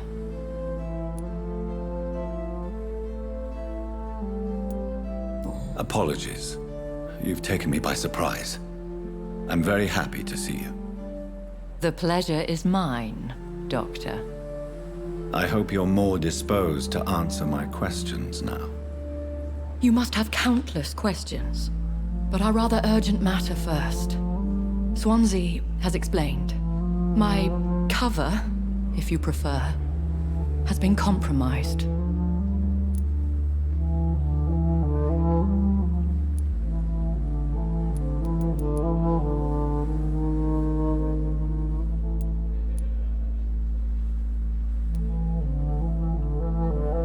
Have any of the patients given you trouble? These poor souls have so little left to live for. I do my best to ease their pain.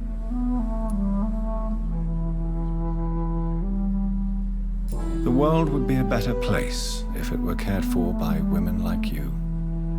You make me blush. I am simply a necessary evil. Pardon my boldness, Your Ladyship, but I have questions concerning this condition we share. As a newborn, your hunger for answers is rivaled only by your thirst for blood. But the questions need wait. I'm a scientist. My trade is in the deciphering of mysteries, and I need information to feed my mind. I will gladly answer every question you have, but first, prove yourself capable of resolving my predicament without eating the culprit. Dr. Swansea has commissioned me to be your agent in this matter. You could start by explaining what's amiss. These past insufferable weeks, I've been the victim of extortion. I've made a first payment, but the blackmailer grows greedy. I must refuse his most recent demands.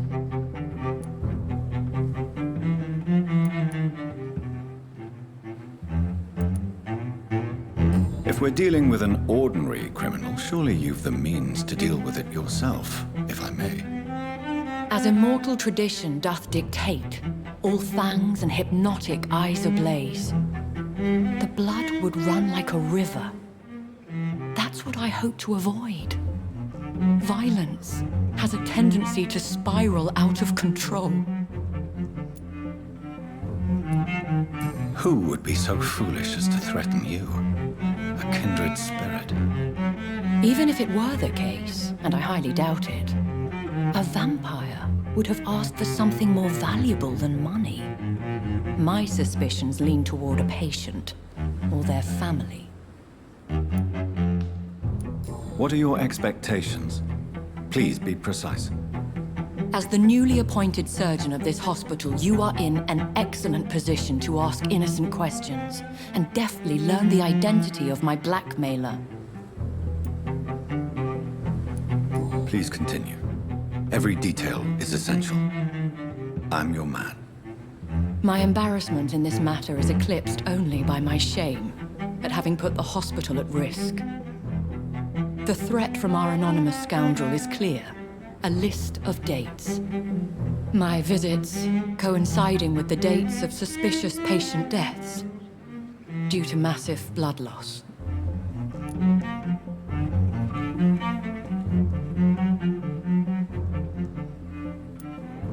I'll take care of it. Do you know where I should start? If that was the case, I'd settle the matter myself. You could talk to our local gossip, Harriet Jones.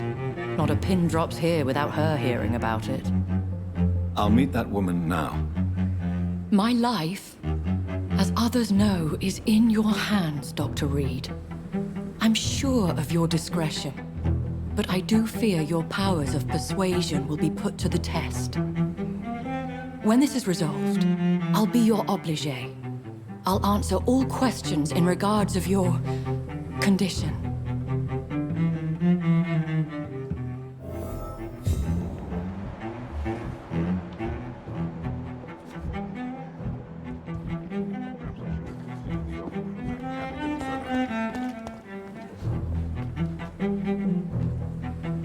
Good evening, Milton. Good evening, Doc.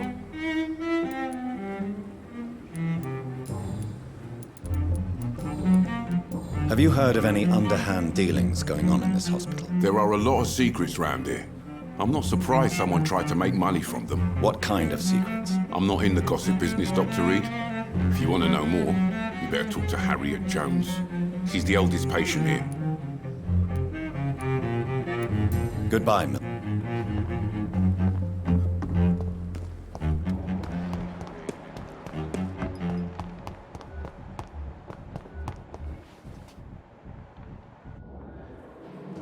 Good evening, Miss Howcroft.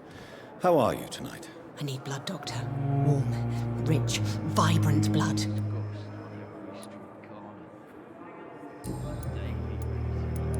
Tell me, Thelma, why do you feel so attached to Mr. Elwood? Why him? I'm not sure, Doctor. I think we have a bond of some sort. We've both suffered so much. He's the only mortal I find interesting.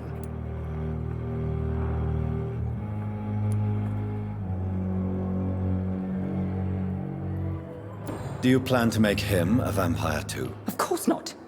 How could I inflict my curse on anybody else? I'm not that cruel, Doctor. Would you say you and Mr. Elwood are romantically involved? No. No, Thomas is a delicate soul. Even though he disguises it. But I am not the woman he needs. No, for I am a vampire, Doctor.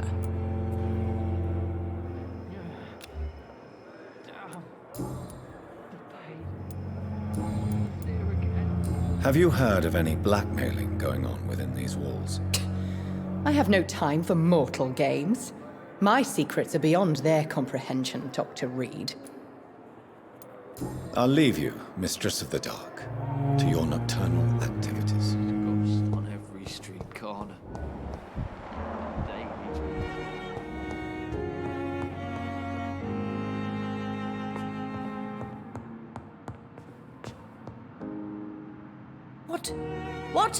What is this? Who are you?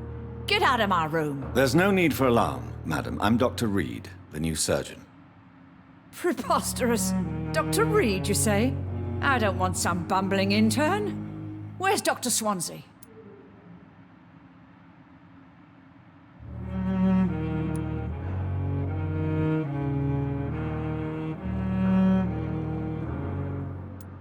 Dr. Swansea is quite busy, and I need you to help me get acclimated. I have many questions. How brave. Threatening an old defenseless woman. You know how long I've been a patient here? You've picked the wrong fight. I'm Harriet Jones. Harriet Jones? Indeed. I've been meaning to have a chat with you. You know what goes on here better than any other patient, I gather. Oh, better than any patient, nurse, or doctor.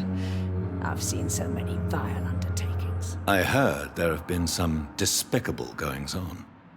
Was there a case of blackmail? Blackmail? Wait. You're investigating something. This isn't a social call. One of those incompetent cunts slit a poor sod's vein.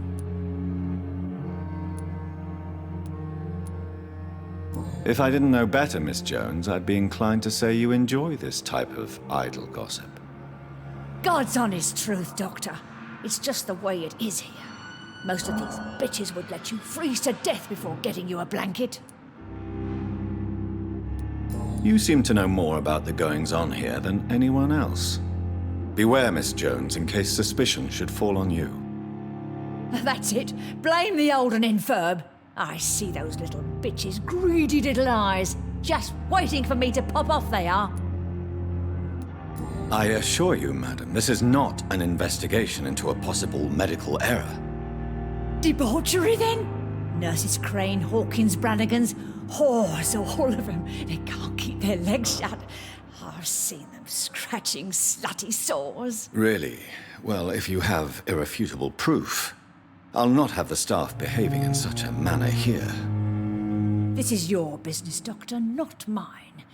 But I swear one of the nurses is cavorting with some man on hospital hours. Thank you for your time, Miss Jones. You've given me something to go on. See you on the next round.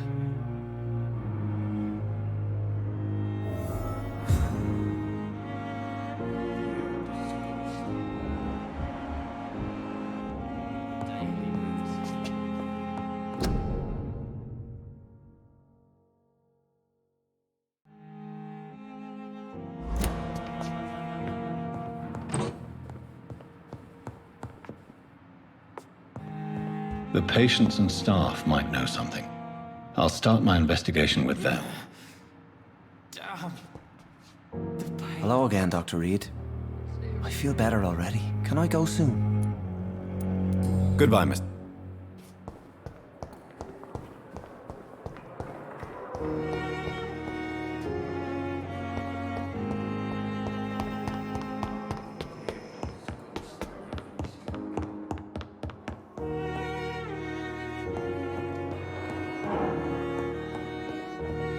It's locked.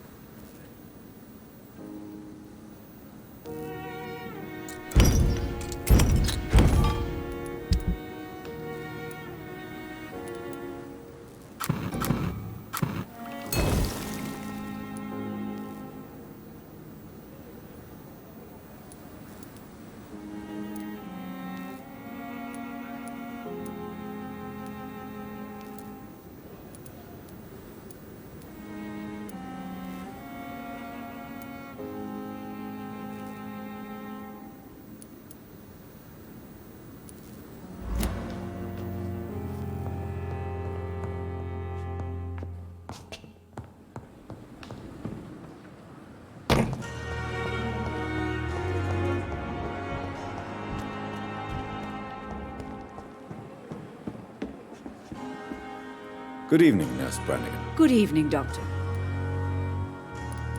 Goodbye, Nurse.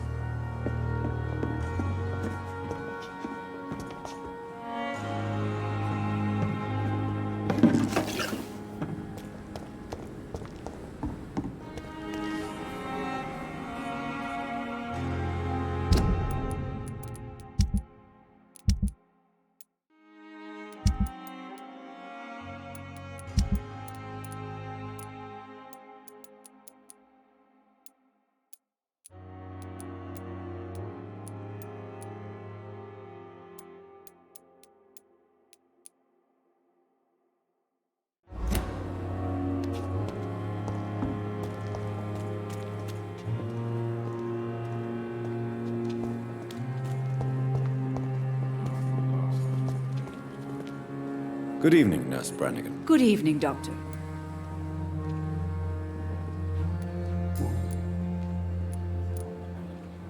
Why does Dr. Tippett claim you're the main reason he keeps working, despite his fatigue? If it wasn't for him, I probably would have left the Pembroke years ago. Dr. Tippett does not think of you as just a nurse anymore, does he? If you're suggesting he's not taking my gender into consideration when it comes to medical practice and knowledge, I really hope he doesn't.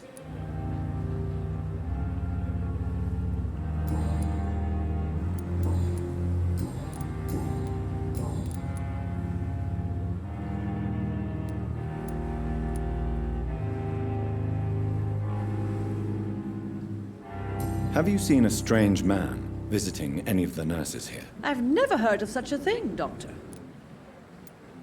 Do you know if any of the hospital staff have criminal backgrounds? The people who work here all come from very different backgrounds, Doctor. Just like the patients. Goodbye, nurse. Call me if you need assistance. Another night. Surely I can endure another night.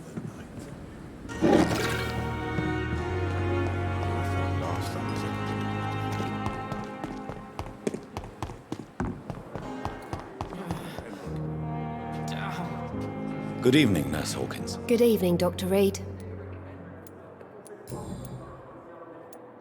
What steps are you prepared to take to feel more useful? I don't know yet. My sister believes that the real fight is in the streets nowadays. Maybe she's right. Maybe this is what I must do.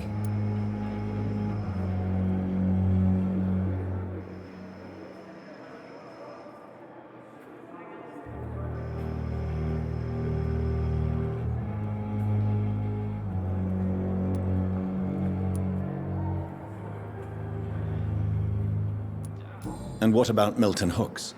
Does he share your point of view? For Milton, any change means more comfort and more peace.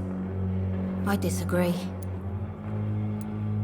If you feel that saving lives is not useful enough, perhaps it means that you've lost faith. On the contrary, my faith has never been stronger. Maybe we are all just too proud to face up to the fact that science cannot compete with God.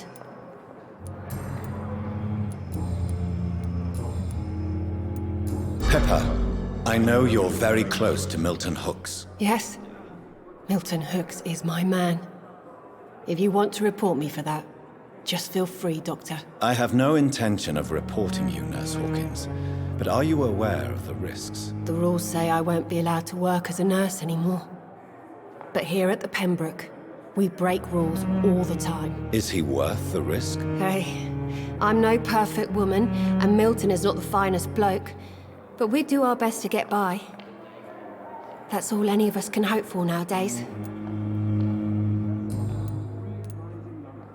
What can you tell me about the strange man visiting one of the nurses during her shift? Let me guess.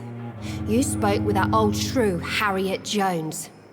Do not pay attention to her, Doctor. She's full of fanciful tales.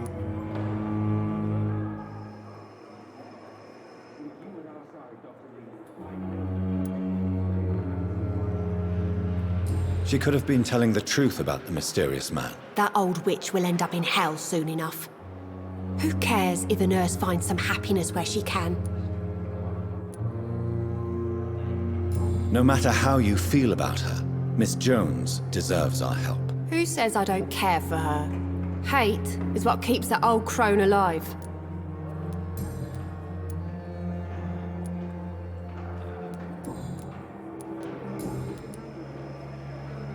What can you tell? Let me get... Goodbye.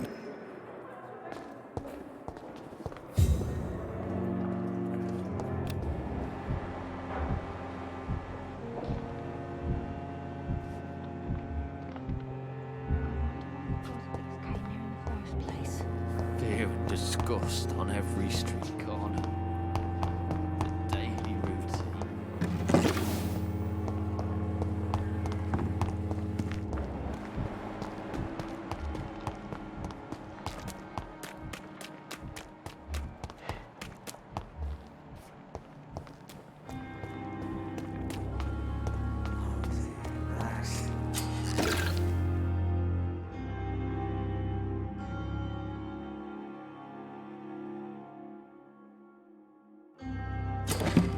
What must I do?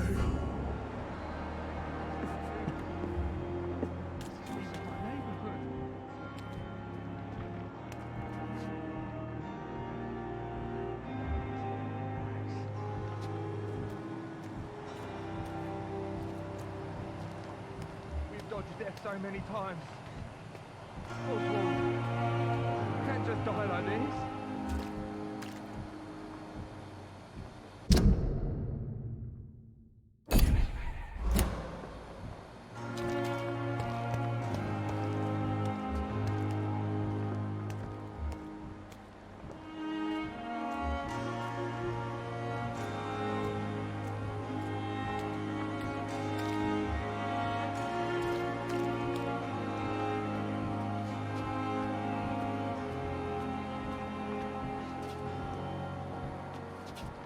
We've dodged death so many times.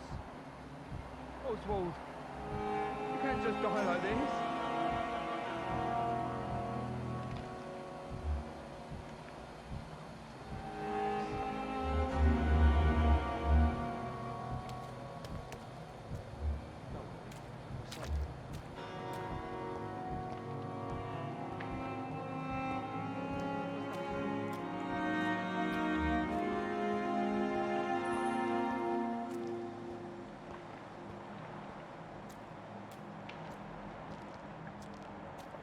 I cannot enter.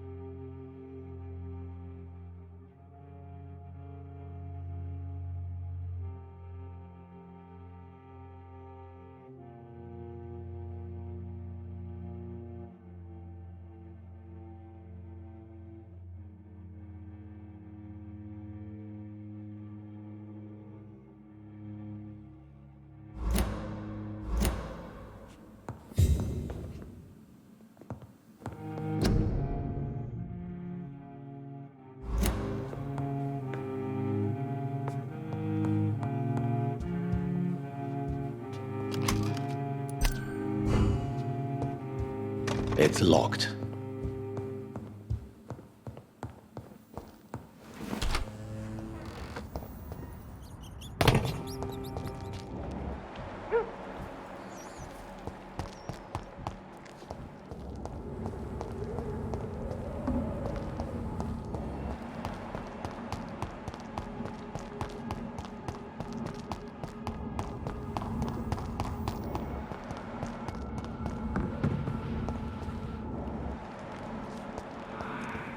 It's locked, all right. It's locked.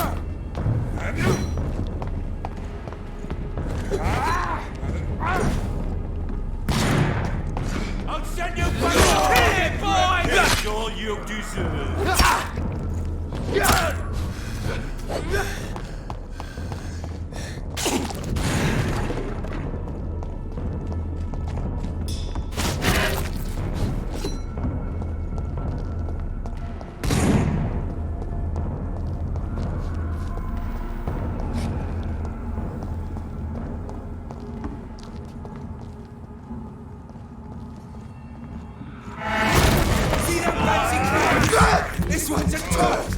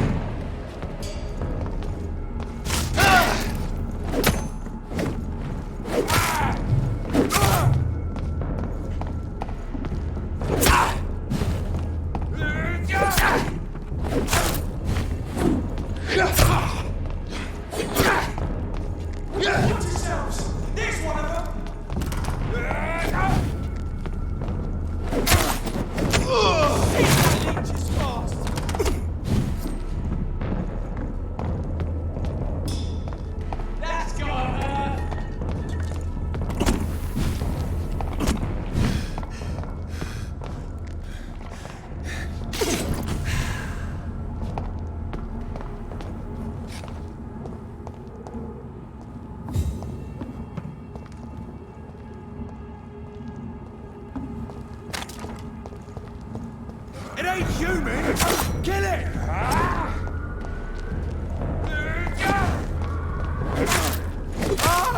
No!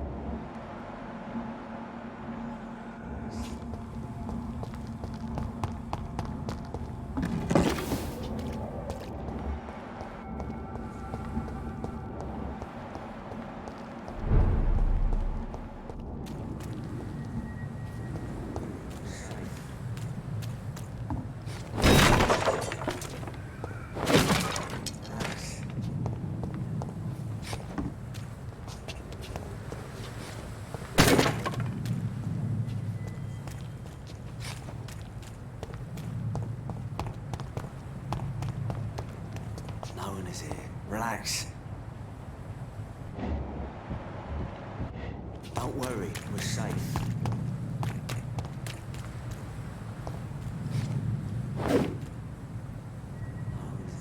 Relax.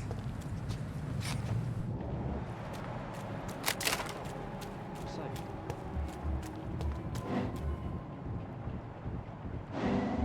Don't worry, we're safe.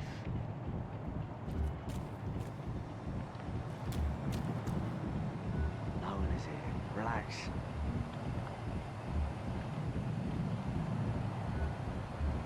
Don't worry, we're safe.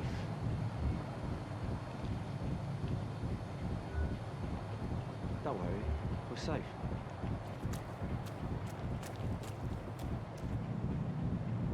Don't worry, we're safe. No one is here. Relax.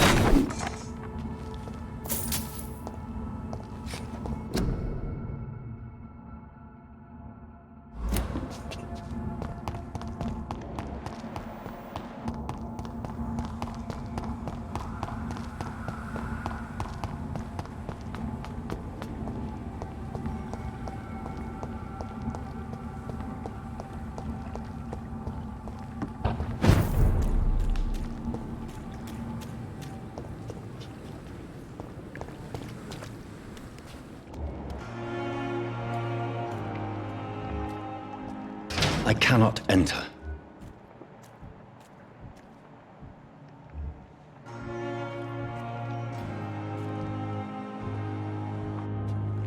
Please, sir. I need help bad. What's going on? I'm Blight, sir. Newton Blight. I've lost my mate. Can't find him anywhere. I'm Dr. Jonathan Reed from the Pembroke Hospital. Please, calm down and give me more details. Oswald and myself were both infantry, sir. We were en route for the hospital, but... well, we had a disagreement.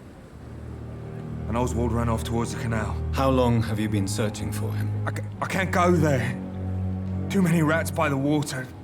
Fucking rats. Can't stand them since the war, sir. Can't stand them at all. Don't be ashamed, Mr. Blight.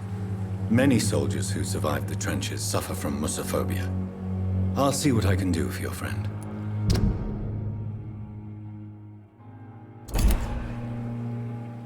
What can you tell me about yourself? I'm Oswald's best friend. We served in the same regiment, sir. We've taken care of each other since we came back from the front. What can you tell me about your friend? His name is Oswald Thatcher. We survived the war together. Oswald is nervous and quite fragile since we came back from the war. Where was your friend the last time you saw him? He went down by the canal. He didn't want to go to the hospital. I think he went to the sewers on purpose. So I couldn't go after him.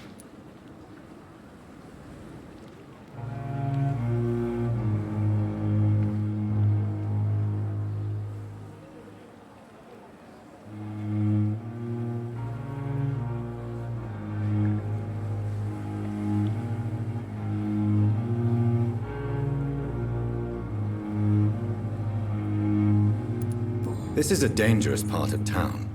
What are you doing here? We were looking for the Pembroke Hospital. We both need help. Treatment, I mean. To get some sleep. Just need to feel better, sir.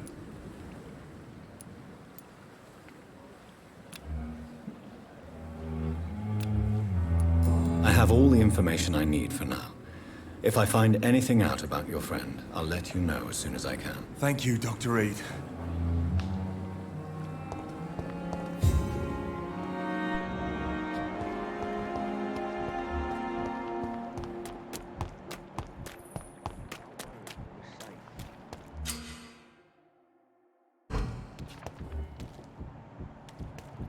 Don't worry, we're safe. What's that do?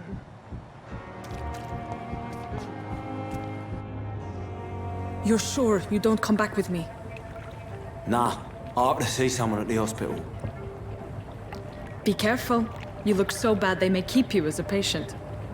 Fuck 'em. I don't like hospitals or doctors. Well then, when you go back to Whitechapel, you may find this useful. What is it? A pass for a free medical exam by the best nurse available. Just read it. I don't read well, but thank you, I guess.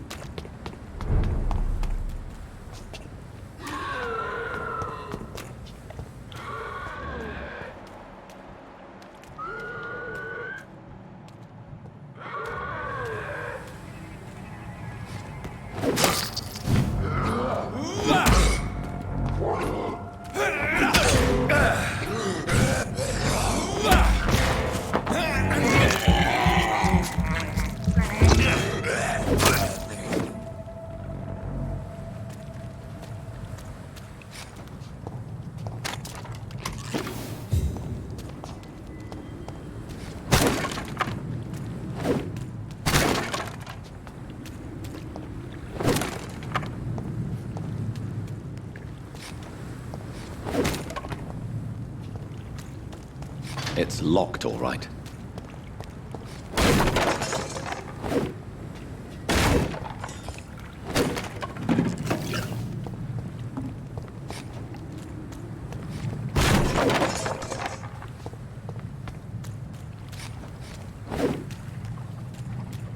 It's locked.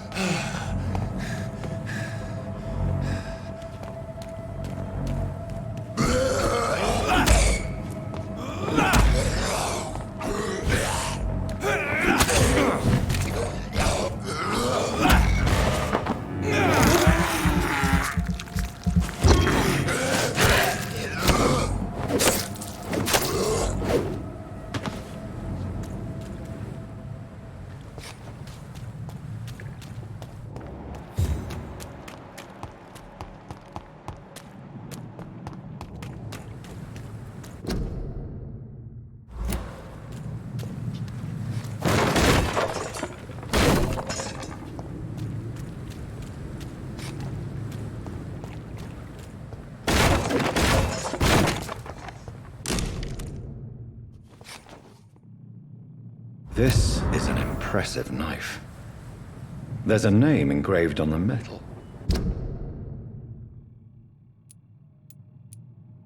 Clay. What kind of man puts his name on a knife?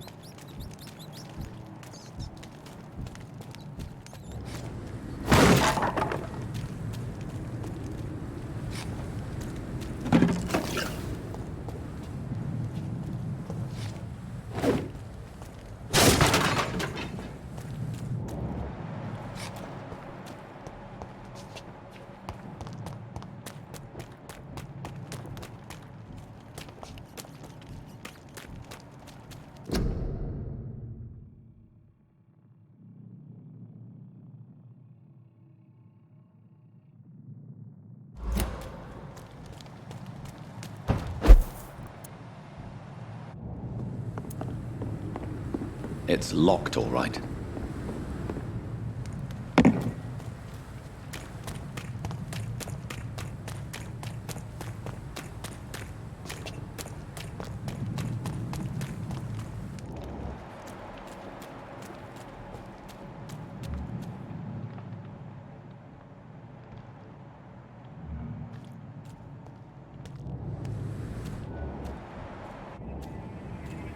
Cross the leads, boys!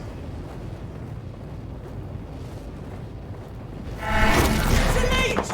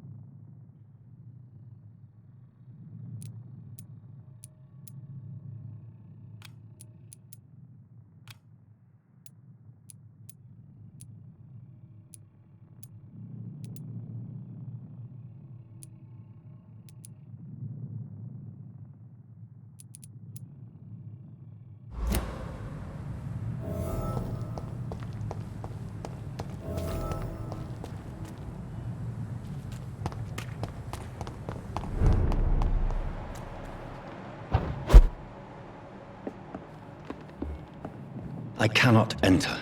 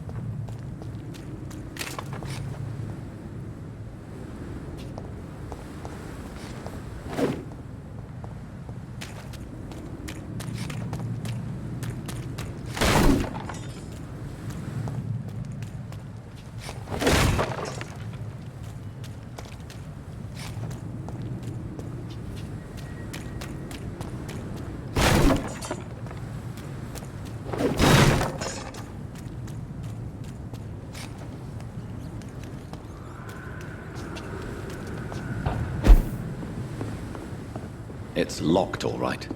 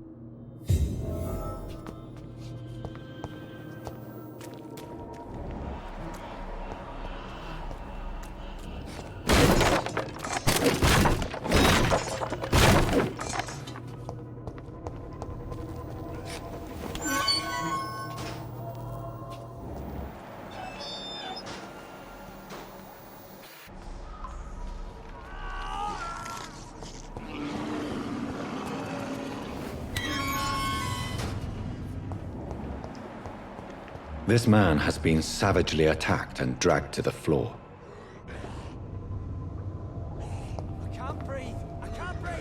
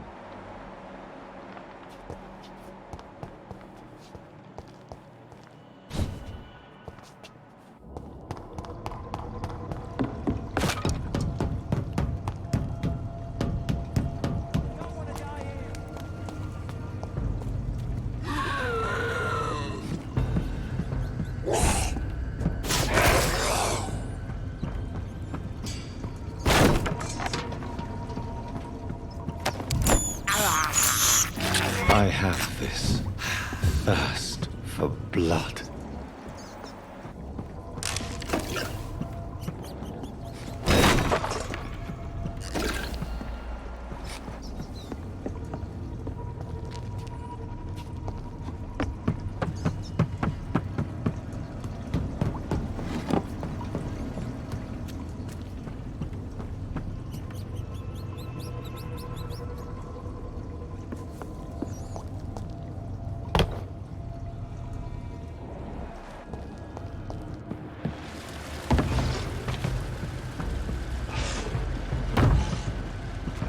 What sort of creature is this?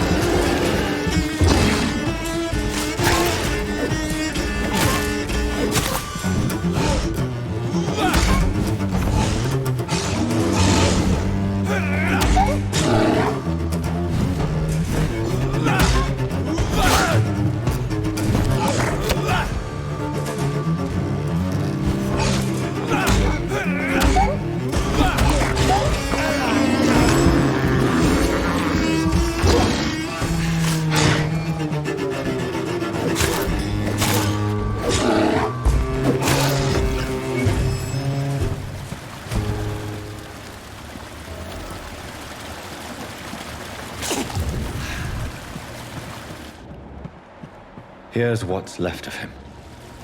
Not a lot to check, but I should anyway.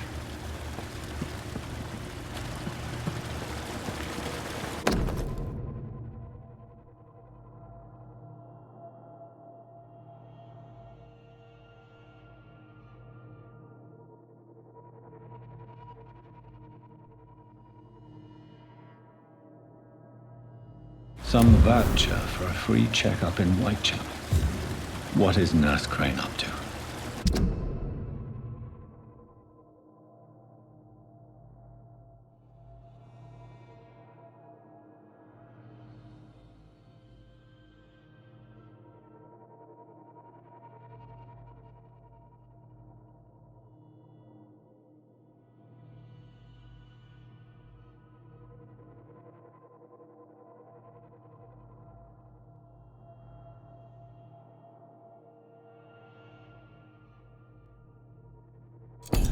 I really must find her.